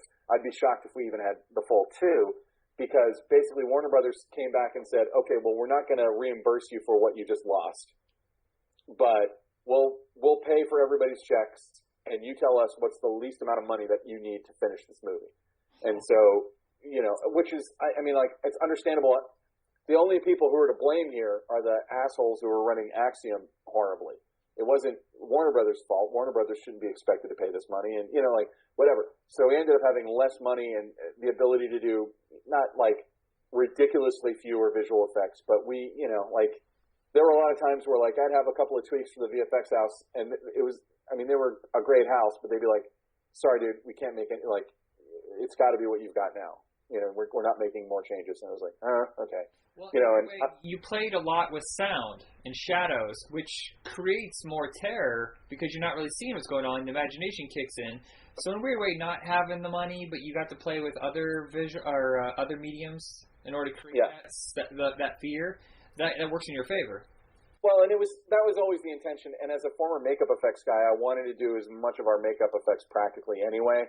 Like, I didn't want to have like, you know, floating green orbs of aliens floating around the grocery store. You know, like, it wasn't like there was like a grand VFX finale that we didn't get to do. It was more cleanup kind of stuff. And there were a few specific places where, like, you know, we just didn't end up using them in the edit. Like stuff where I would have shown a little more had we been able to fix this or that. But, you know, the money was gone to do that. And, you know, my dog's about to bark. Right? Hold on. Mailman's going to show up and he's going to make a lot of noise. But anyway, I don't know if you paused or not. No? Yes. Back on. You're good. All right. But anyway, yeah. I mean, like, I don't disagree. Like, I think that when you're using visual effects, you know, I would much rather have something that was a physical thing in the room with the actors to act with. Than the VFX equivalent. You know, like, to me, when you have to start going to all VFX, it's when what you want to do is physically impossible.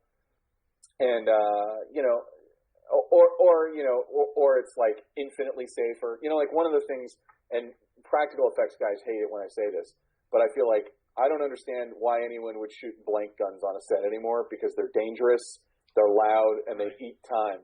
And I was, about a year ago, I was second unit director on season 3 of Chosen for Crackle, and they only use airsoft guns and add all 100% of the muzzle flash in post, and I really don't think you can tell. I mean, and I do my own visual effects sometimes, and I know the libraries of muzzle flashes, like, and I know how this stuff works, and I'm looking for it, and because muzzle flash is literally on the screen for one frame at most, it's really hard to tell the difference, and what it buys you is so much. I would rather save up the practical effects budget for explosions or like something you can't fake as easily.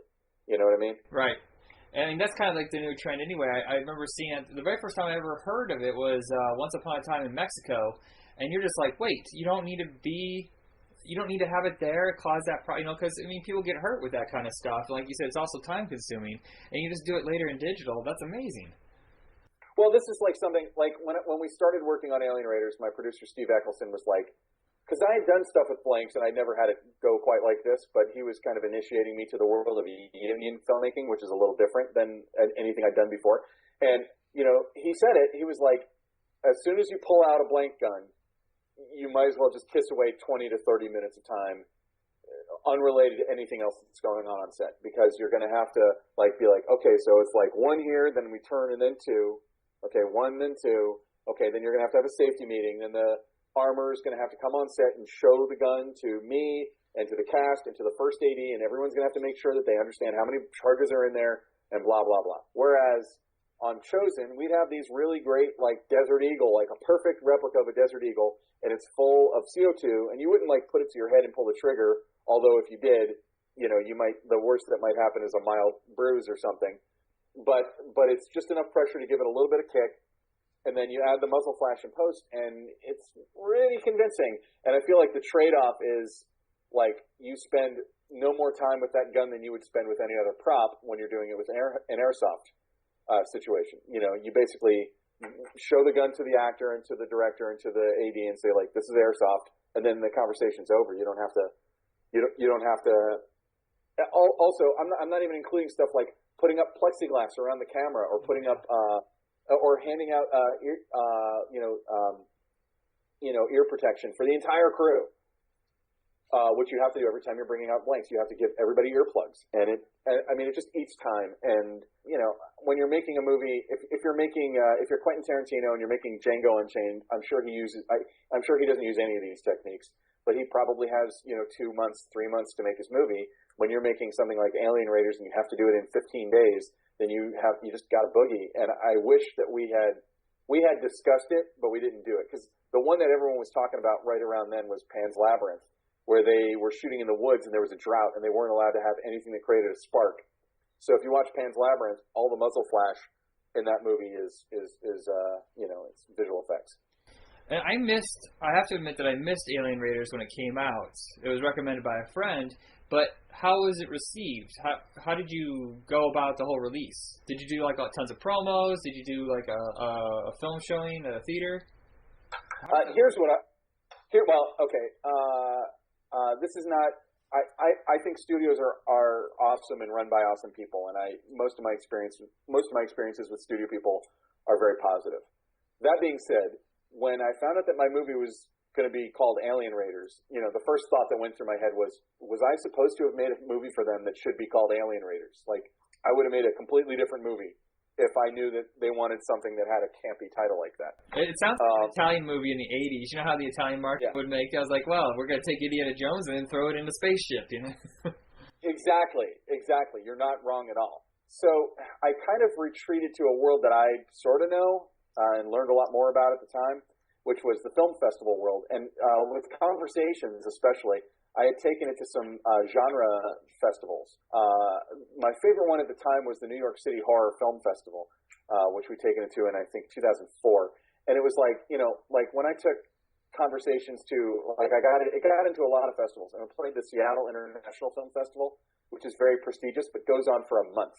Wow. So it's great to tell people that you played there, but playing there when you're there, like, yeah, you're going to get a full audience full of people to come see your film, and the festival people are super nice. But, there's a lot of, like, by the end of the festival, people will have forgotten about your film. Whereas going to a genre festival, you're like the Beatles. Like, everybody's so excited to see that a filmmaker showed up to a genre. And I mean, to be perfectly honest, as an audience member, I'm the same way. Like, I got to work with, this slight side trip, but I got to work with Stuart Gordon last year, and it was one of the singular most exciting thing. It's one of the best projects I've ever worked on in theater. It was called Taste. And it's a play about a guy that's loosely based on a true story of a guy who put an ad on the internet for another person that he could murder and eat. What? And the whole that's the true story. And so the whole play takes place. Yes, it was in Germany. Wow. It was in like 2000. You can look it up. It's kind of famous. In the case of the guy in Germany, like, he killed him, and he was like 2/3 of the way through the body before anyone found out. And they took him to jail, and then he had gone to great lengths to document the whole process, including the guy on camera saying that he wanted this. And in Germany, there's no law against assisted suicide, and at the time, there was no law against cannibalism, because, like, do you really need a law against cannibalism? Har, har, har. So what was brilliant about this, I mean, like, anyways, I know it's a slight side trip, No, it's but you know, what's brilliant about the play is you sort of walk out at the end going like, well, is it that bad? You know, like, you know, because really the play is just a fucked up love story about these two completely misfit people who don't know how to connect to other people. But yeah, I think anyway, a lot of people forget that Stuart Gordon does a lot of plays. Between movies, he does a lot of plays. A lot of Mamet, right? I want to say he did a lot of Mamet plays. He has, well, you know, he directed the first production of Sexual Perversity in Chicago, which was Mamet's first big play that ever kind of broke out, and Stuart directed the first production of it.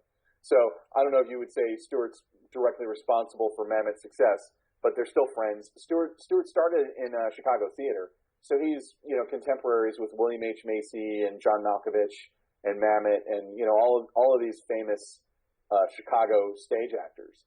And George Wendt, he still works with George Wendt all the time. I think I saw him in Empire of the Ants.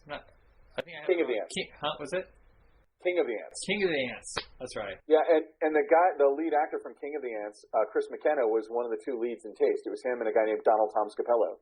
And I mean, I bring it up because I would do a whole podcast just talking about Taste. It was such a great experience. But like, you know, like the fact that I got to work with Stuart every day for, you know, a couple of months. I was the producer. I was one of the producers on the play. And I was also his assistant director. And I don't AD for really anybody anymore in theater. But it was like, I know that there's a lot I can learn from a guy like him. And if I can bring anything back to him, I would. And it was just one of the best experiences I've had in a long time. But anyway, so to get back to like how I decided to market it was I pushed and pushed and pushed at Warner Brothers. Can I take this for a film festival run? And they're like, well, that's going to cost a lot of money, and we need to research, and blah, blah, blah. I was like, how about this? I'll pay for all the festival submissions. I'll do all the research. I'll travel myself to the festivals if I can. You know, like, all you have to do is let me do it. And they insisted on doing all the print shipping because I can't be trusted with a copy of my own movie at that time. Well, you know, honestly, to be fair, they're not going to let a single HD copy of their movie out of the door without them having complete control of it, because that's how shit ends up on the internet. And you know, so you know, I'm not saying that I should not be trusted. I'm saying I understand where they were coming from.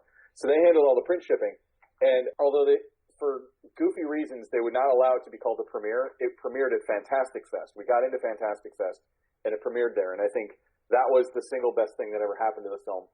I met Scott Weinberg there. Weinberg gave it a positive review. You know, I got a lot of other people to see it. And I felt, my feeling was, and, you know, I don't know if I'm right or wrong. My feeling was I wouldn't go out of my way to see a movie called Alien Raiders. And if I did, I would be expecting the movie that it should be called Alien Raiders. I would be expecting a campy, goofy, you know, Aliens ripoff with a bunch of commandos shooting up a bunch of aliens, which, by the way, I would have been very happy to make. That sounds like fun. But because I had made a movie that I was hoping would be, you know, like a little bit more of a thriller, a little bit more mature, like still hopefully going after that horror and sci-fi audience that I myself am a member of. You don't play down. You never play down that whole movie. You never give exactly what someone. You don't give them what they want. You give them what they need. Well, that was kind of the watchword. Like, and we had that conversation with Carlos a lot. Which, because, you know, I told you about the Axiom thing. On the other side, in pre-production, the Writers Guild strike began 3 weeks after I came on board, and we only had 6 weeks of prep to shoot before we shot it, and it had to be very rewritten. And so Julia Fair, who did the rewrite, did a great job, but after 3 weeks in, she couldn't do any more writing. The director's allowed to write on that contract to make changes to the script, but that's the only person who can. But you know, like I also was kind of busy with locations and casting and every other goddamn thing. So all the actors were people who were good with ad-lib or improv or putting stuff in their own words or making, you know, taking some dialogue which maybe would have felt more like a placeholder at the time and making it feel a little bit more alive. And Carlos and I would talk about that a lot, that, you know, pretty much everything the Ritter character says, any information he gives anyone is on a need-to-know basis. He doesn't tell anyone anything they don't need to know. And there's only a few times in the whole movie where he's, like, open with anyone about anything.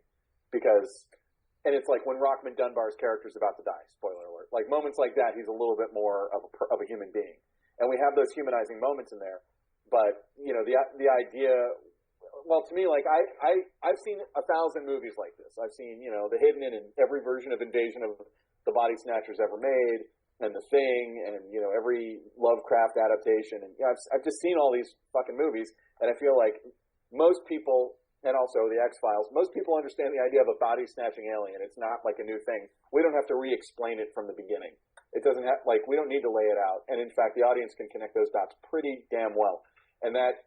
If you don't connect it, then it puts them in the dark, and they're kind of playing the game of, well, who is it, and who isn't it, blah blah blah. And to me, that's much more interesting. So that was kind of our thinking. So when it came to getting it into the festivals, like it was kind of important for me to go with it to the festivals, so that I could talk to people and they could realize that was the kind of movie I made, so they didn't just see Alien Raiders in the program and be like, I'd rather let's go get a taco instead. Because film festivals, have you ever made a film and taken it to festivals? No. Yeah, so it's like you will work your fucking ass off for years sometimes to make a movie and take it to a festival, and people will just be openly to your face apathetic about whether or not, like, yeah, maybe I'll go see it, but also, my cousin's in town, or yeah, I was actually thinking about going to see Guardians of the Galaxy that day, or it's like, you're at the film festival, support the films at the film festival. And I think that, when you go to a film festival and you're besieged with dozens of movies you've never heard of by filmmakers you've never heard of, it's kind of hard to be like, oh, I want to go see that one. And that, like, you wait to hear buzz. So that's sort of why I did that. I went to these festivals to try and create buzz. We premiered at Fantastic Fest, which is, if you've never been, it's like the coolest film festival ever in the history of film festivals, and you should go. We played at the New York City Horror Film Festival and Shriek Fest and Shocker Fest and the Freak Show Horror Film Festival, and we and the Terror Film Festival. We won awards at a bunch of them, and it was just like a way, like, for me to get directly to some fans, directly to some press, and hopefully get people to kind of look past the fact that the title and the marketing that the studio was doing on the movie didn't necessarily represent the movie that we'd made. Yeah, it must be completely different to be at ground zero, especially post-viewing, to discuss this with the audience to see what they liked and how they felt about it. It's something that's so much more personal, and I think the audience appreciates it when you're there to actually discuss, because maybe they didn't understand something, but then you clarify for them. Just the simple fact that you're there to talk to them instead of being like, yeah, I'm going to keep them at a distance. It's something so great. Well, I am the fan of this movie. Like, not this movie, but this kind of movie. These are the movies I love. These are the movies I go out of my way to go see. Like I just waited online in a standby last week to see Babadook in the theater in LA. That's amazing, was it? It's pretty damn good, yeah. Everybody keeps telling me it's like, I have to go change my underwear. It's that scary, that. I didn't find it to be that way, but I think it's because so many people had told me it was the scariest thing that I would ever see, and I think that that's always a bad. Like, you should not know that much before you go in, but it's really good. Like, it's really good. It's really well done. The acting is really good, and it is scary. But like, to me, those are the movies I go out of my way to go see, and I love that kind of stuff. And I had gone out of my way to see like Ray Harryhausen speak. I had gone out of my way to see Buckaroo Banzai with the cast. Like, I love that shit. You did? Oh, that sounds amazing. Yeah, they had a bunch of Peter Weller was there. That was cool. Like, to me, that's one of the things I love about being in LA is, you get to meet these, actually when we were working on Taste, there was it was called, I think, Hollywood Horror Fest, and they were doing it at the New Beverly Cinema, which is the movie theater that Quentin Tarantino owns. Mm-hmm. And they had The Howling there, and Joe Dante was there to present it. And Stuart Gordon introduced me to Joe Dante, and I had this moment of like, one of my heroes just introduced me to one of my heroes. That's a weird moment. Yeah. I mean, like, it never. By the way, it hasn't like worn off. I don't like look at Stuart Gordon and go like, oh, it's just Stuart. Like every time I see Stuart, it's like, that guy deserves some fucking respect. Like that guy has done some amazing stuff. So I noticed the movie has grown quite a cult following over the years, and it's still available everywhere. So if anybody wants to see it, you can get it like Amazon streaming. It's on Vudu. Pretty much anybody has a streaming service, you can get it still in print, I believe. In fact, I think it's in a triple pack now with. Is it? If I looked, I think it's on Rest Stop 2 and Otis. It's like a triple feature. Oh, good. Released. I could be wrong, but I quickly looked at it earlier. And I noticed that someone has done a Lego remake. That was crazy. You haven't seen that? No, I saw it. Oh, yeah. That blew my mind. Yeah. Someone took the time, because stop motion is not a quick thing to do. And they did a whole Lego remake of the trailer, and I was like, oh, that's love right there. That was seriously, like, when I saw that, like, I don't even know what to do with that, because it's just so genuine when somebody does something like that, and it was so cool and charming, and, like, all I could do was just kind of make all my Facebook and Twitter friends and stuff check it out. And, Steve Barton put it up on Dread Central, which I appreciated. I just thought it was, it's so unbelievably flattering that anybody would take that kind of time to honor my movie. And, you'll find, I assume that this is it's like this for a lot of movies, but if you go on YouTube and you look around for that, you'll find obviously people have ripped it and put it on YouTube in pieces, but, people have taken serious time to review it and have a vlog for 30 minutes reviewing my movie, and I'm like, really? That's even if they hated it. Yeah, I'm like, that's just vlog. Yeah, it's like there is one. It might not be 30, but it's like in excess of 20 minutes, and this guy really goes into a deep dive into it. I think he didn't like it, but it was still like, well,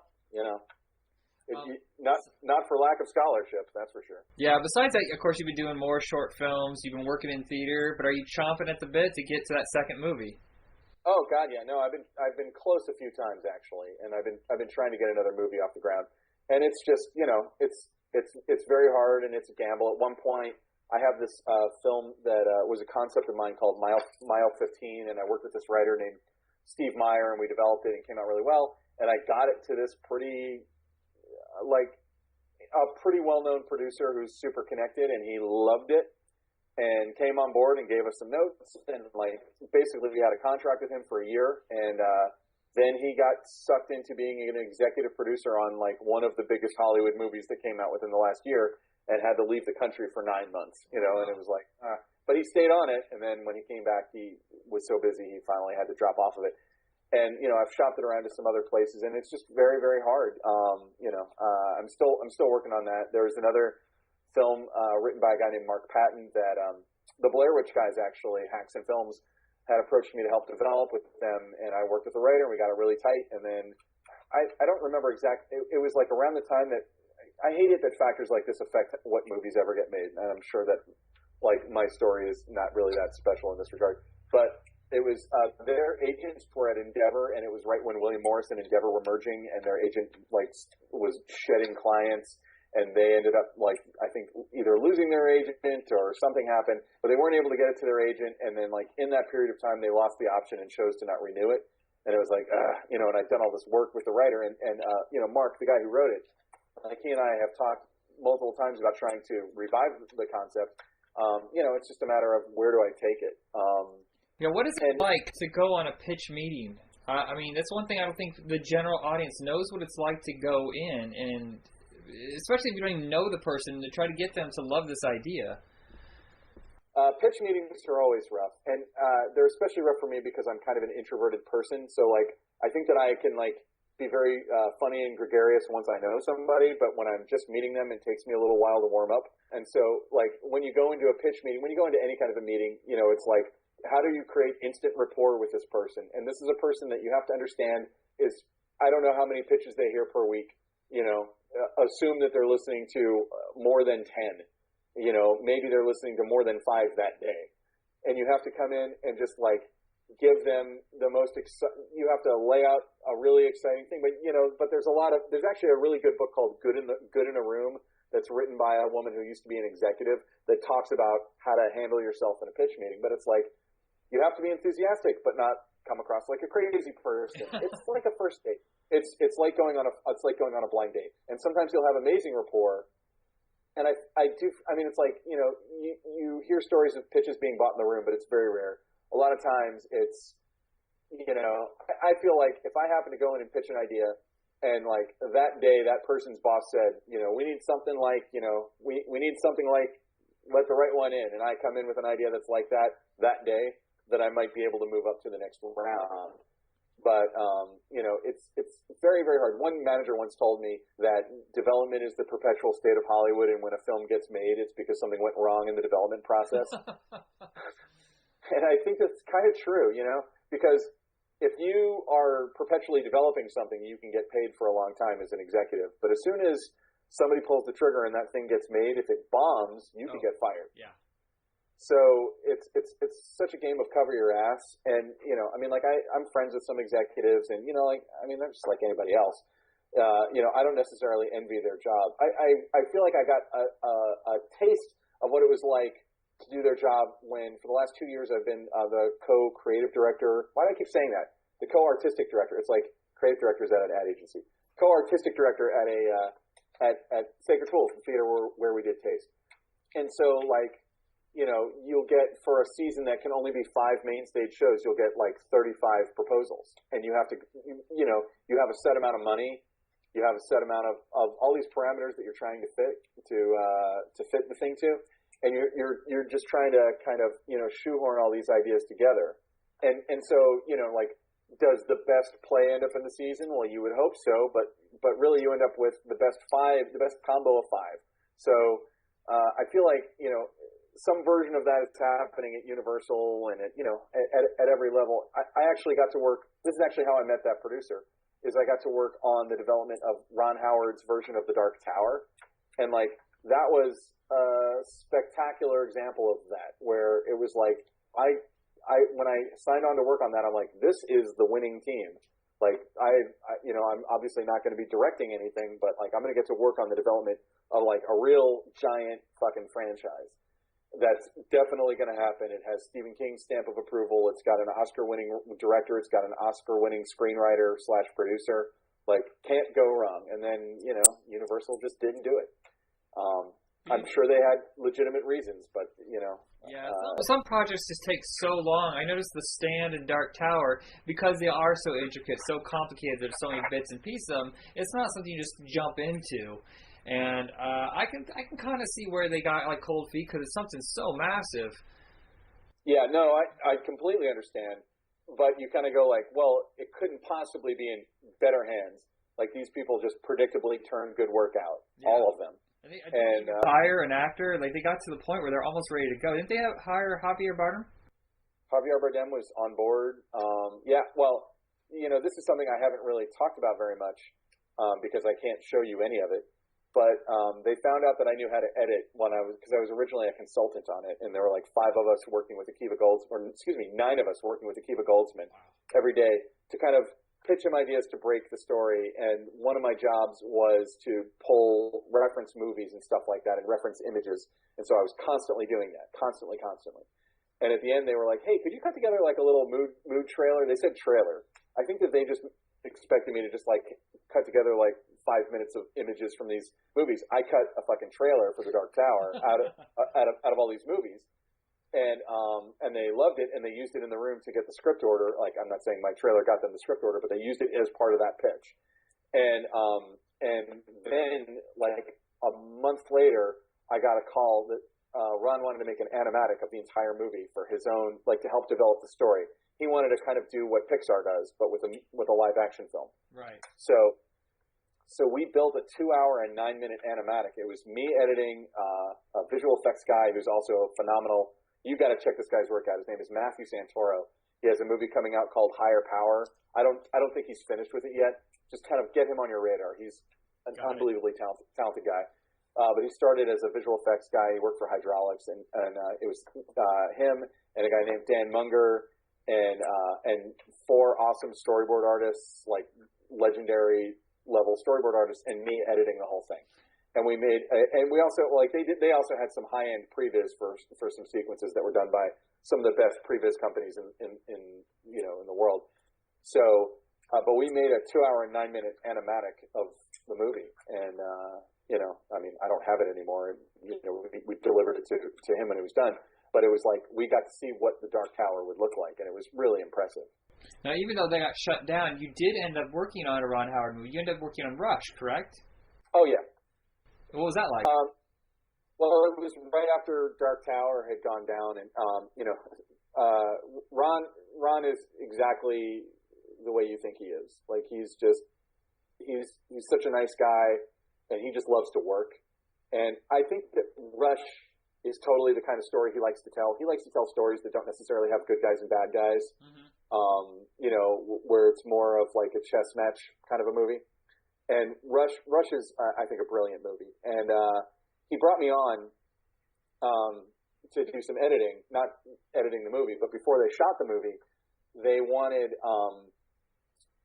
there's like 5 big race scenes and 2 montages, and they all have their own kind of tone. They all kind of have their own theme. It's more about the story of what's going on in the race than the race itself, which is, I think, what makes that a great movie. And so what he wanted me to do was, at one point, Paul Greengrass was attached to direct the movie, and they'd done some storyboards. And there's real archival footage of the actual races. And basically what he said was, take that plus anything else you can find from YouTube or whatever, and I want you to help develop kind of the look and the tone and the feel and the theme of all the races, sort of. So it was like, I can show these to you. They're password encrypted on my Vimeo, although like at this point I don't think it really matters. But it's it's like a million Formula One movies and stuff that I don't have the rights to use any footage of. It's all Rip-O-Matic, so it's all taken footage except for the storyboard stuff, which I made into animatics. But like chose music, chose sound effects, built the whole things, like built them, put it up on Vimeo with a password, got their notes, made changes. Went back, kind of did that back and forth. I only met with him once on that, like in person, but I, sent him lots of stuff and got lots of emails. And, when I first got hired, I'm not a sports fan. I don't follow sports. I don't follow car racing. I sure as shit don't follow Formula One car racing. And I was a little like, it's like, I'm never going to say no to Ron Howard for any reason. Well, it also might be better that you're not, because sometimes people, fans of, like hardcore fans, it's hard for them to separate themselves, fan and the technical part, so that sometimes they overboard. They just want to do everything.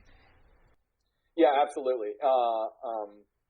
That was maybe why I was chosen. Although like the conversation of, hey, do you like sports, never came up. Like I was just chosen. I think I was just chosen because he had just worked with me, and he, there was something in what I was doing that he liked. And so like my credit on Rush is concept research, I think. But like what I delivered him were these like 7, and I like, there are a few moments in the movie that I'm pretty sure happened because of stuff I put in these pieces. Like there's a moment in the movie where a car spins out and a wheel pops off of it and it bounces into the crowd. And that was one of the YouTube videos that I pulled and put in there.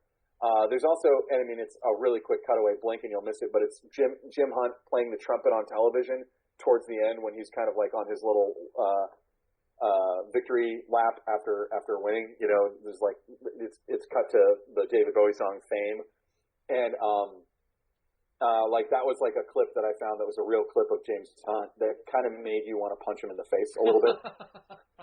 And I bookended every piece with either a Hunt or a Lauda quote that was kind of thematic to whatever was going on in that race at that point in the story. But I have to say, like, as not a sports fan, like that script was just gripping. It was a great script, and it's one of the best movies I've ever worked on. I so wish I could have gone out to their set, but they shot it all in Europe. But where they shot, like where Niki Lauda crashed, they shot at the actual place where he crashed from the same angle. And I literally sat there with the real footage of it and their footage and frame by frame looked at what they'd done. Because like that crash is one of the few visual effects, one of the few fully digital cars in the movie. Like the VFX that they... That movie's pretty tightly budgeted, especially for a Ron Howard movie. When I found out, I think it was like, what, $30 million? And he got to get really creative because Chris Hemsworth couldn't have been cheap. No, Chris Hemsworth wanted to do it. I bet Chris Hemsworth came down on his price because this is part of the thing. When you give an actor something like Chris Hemsworth, he's Thor, and he could probably ride that shit out for life and have at least for 10 or 15 years have a career as an action star. But most actors don't want to, like, if you're a serious actor, you want to mix it up. You want to do some stuff to pay the fucking bills, and then you want to go do something where you get to really act and perform.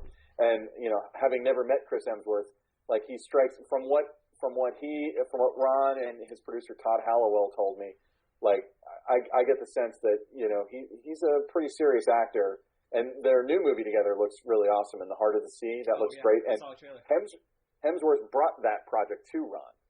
So like I also think just working with Ron Howard is kind of a prestige move on the part of any actor, because he's like the consummate actor's director. He's so I can't say enough.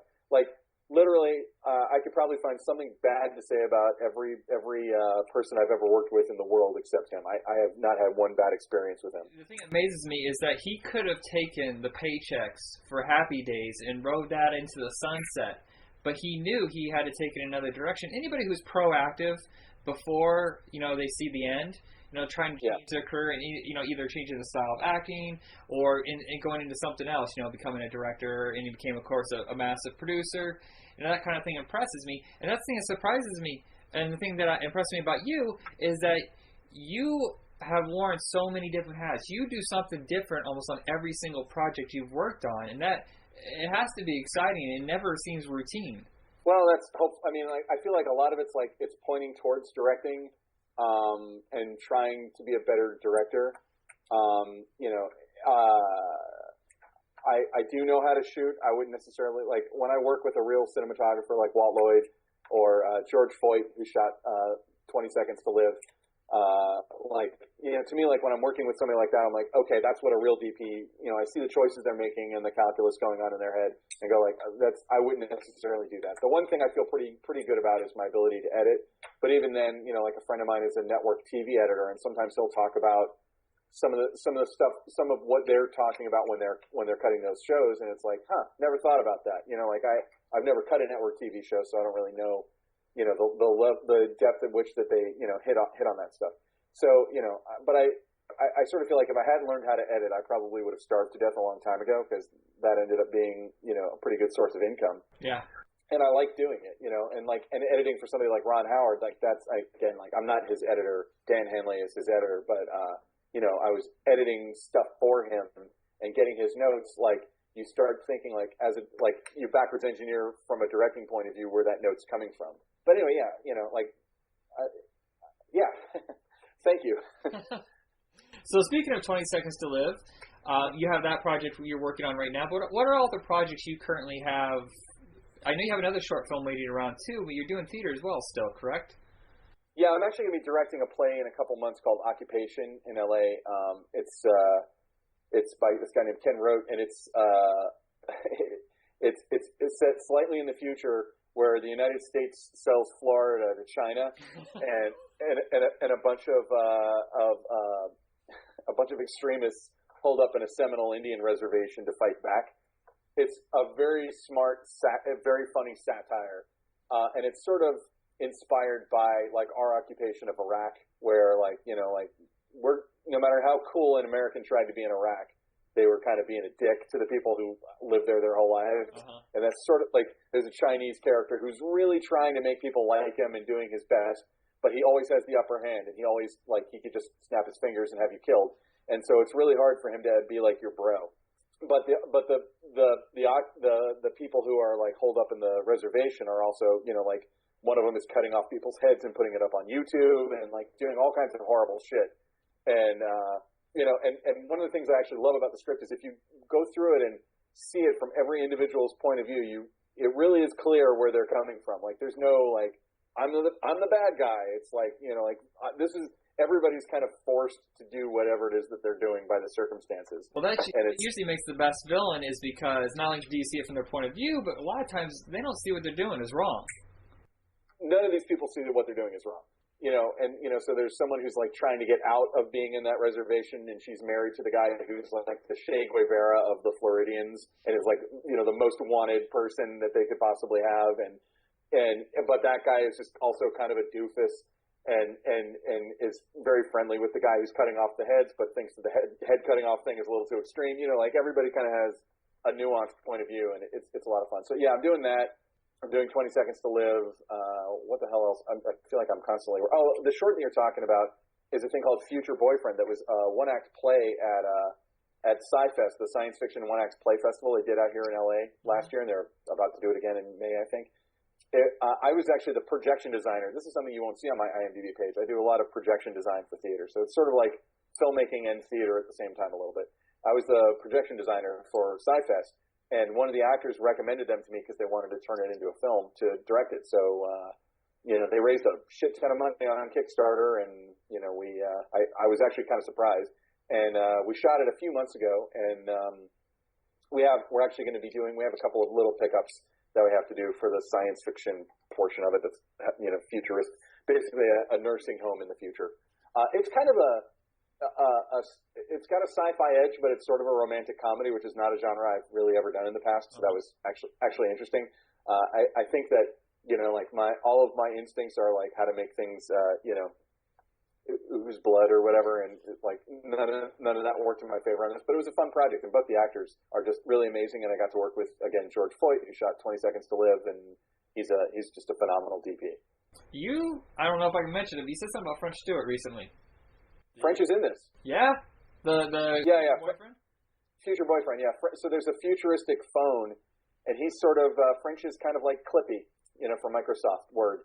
He's sort of like the annoying AI that helps you use the phone, and he's French is outrageously funny. Like he's just such a funny, great guy. The funny thing is, I think a lot of people forget that he's a dramatic actor. I think one of his very first roles, in fact, maybe his first role was Stargate.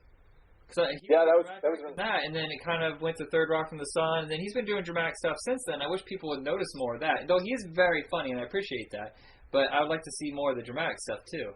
I shouldn't say nobody. People don't realize what an amazing powerhouse French is.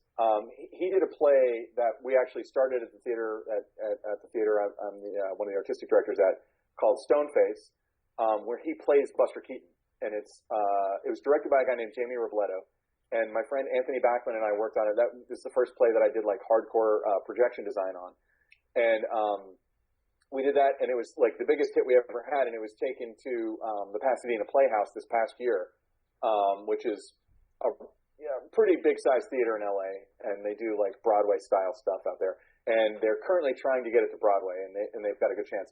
But that whole cast was amazing, and the director Jamie Robledo is pretty phenomenal with the way that he staged it. But French as Buster Keaton, like he doesn't just bring across the physical comedy, he brings across the alcoholism and the sadness. And he brings that character to life, and I'd love to see that. Yeah, it's pretty amazing. It's a pretty amazing show.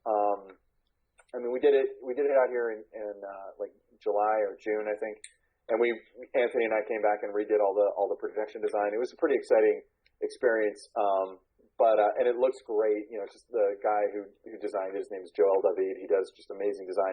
It's a beautiful play, but at the heart of it, it's just this heartbreaking performance by French, like really heartbreaking. And I should mention also his wife Vanessa wrote it. Vanessa is just a brilliant playwright. Cool. And you also have your podcast. What is the name? Yeah. It's creatively called the Cinematography Podcast, and it's me and my friend Ilya Friedman, who owns a company out here called Hot Rod Cameras. And basically, Hot Rod Cameras was started when the DSLR craze began, and you could hook up, get, cool pistol grips and shit. Oh, crap. Hold on one second. What the hell was I just saying? You were saying the DSLR, the pistol. Oh, yeah.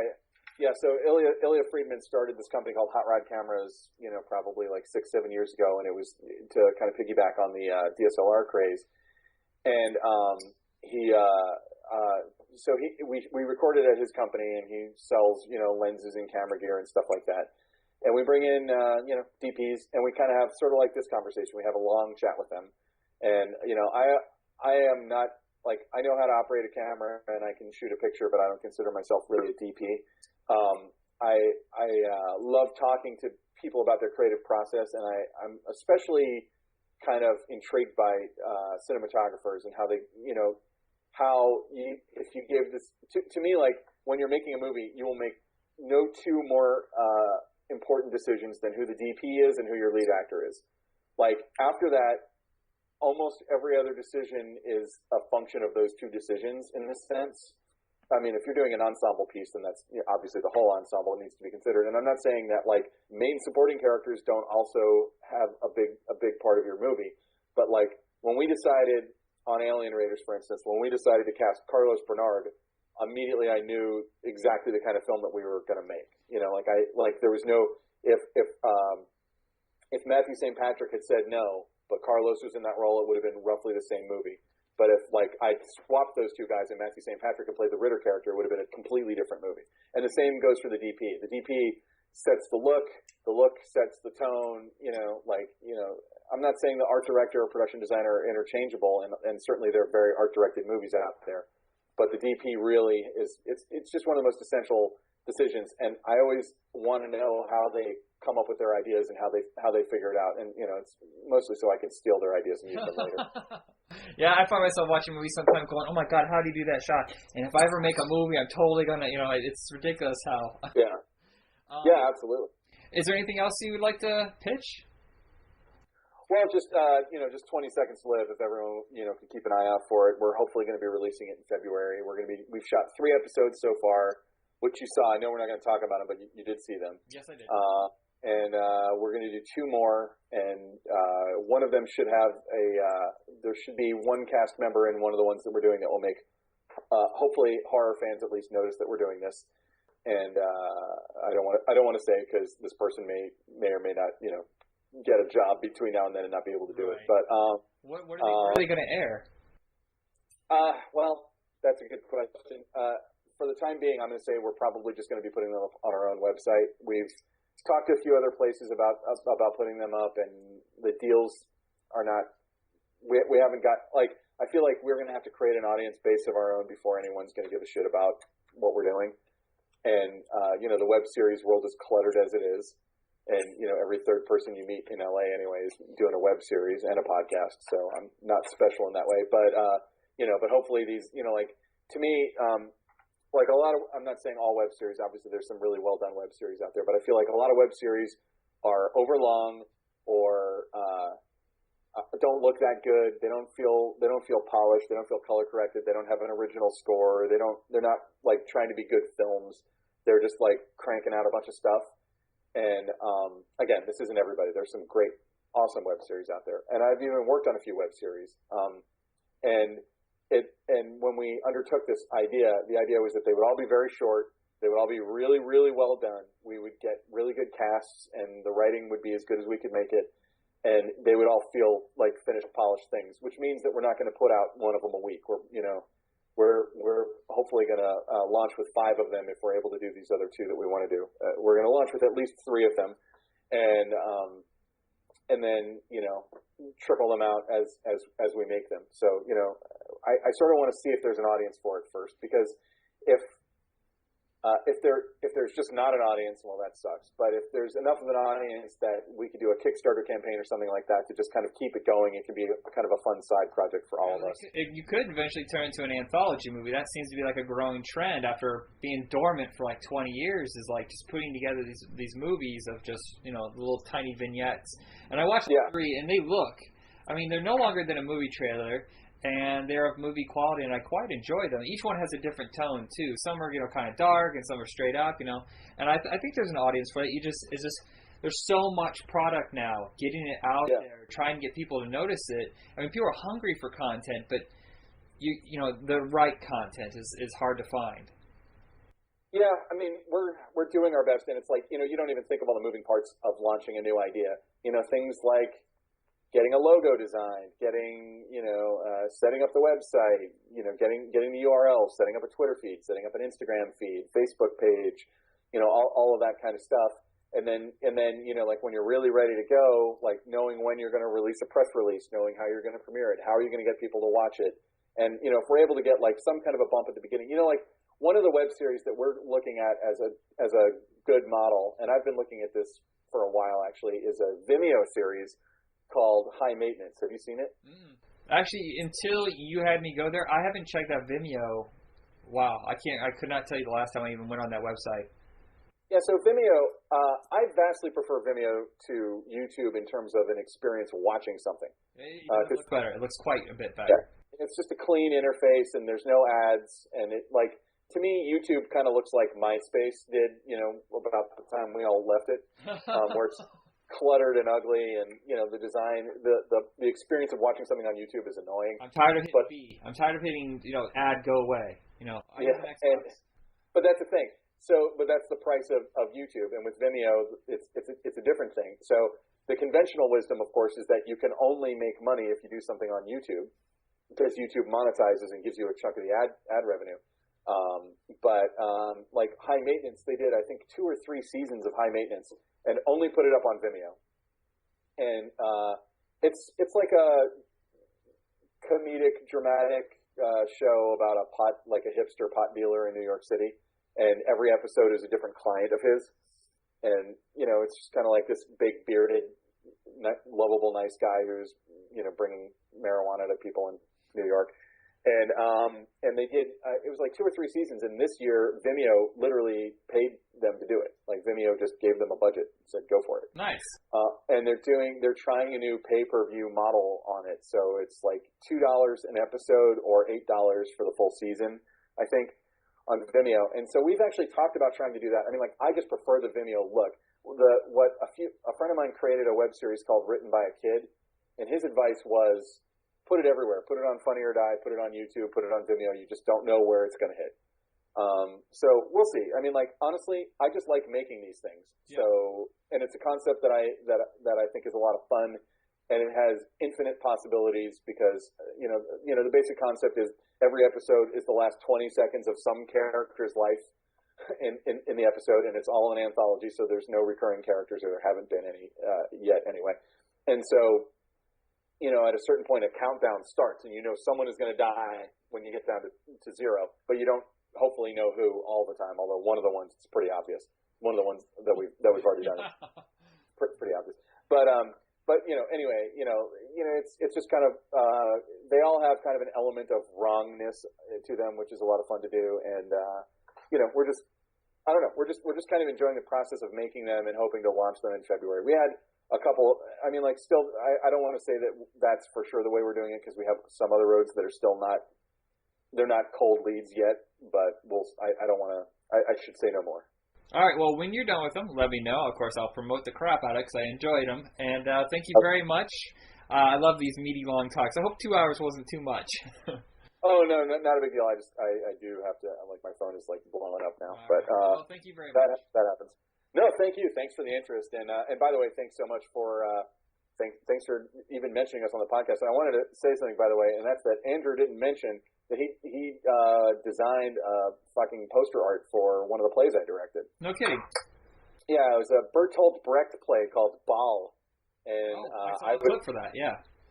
I was suffering we had a designer who kind of completely flaked on us, I will say. Like, he was a great artist, and I loved his work, and he just wasn't able to give us anything that looked like poster art. And I was complaining about it to Andrew. He's like, well, what are you looking to do? And I kind of told him, and I had already taken a bunch of pictures. He's like, well, send them over. And he did, I thought, amazing, beautiful work. He's a great artist. And I love doing the host. He's like my co-host for one of the shows that we do, and it's so entertaining. All right. Well, yeah, he's a good guy. And have a good night, everybody. Thank you for listening. All right. Thank you.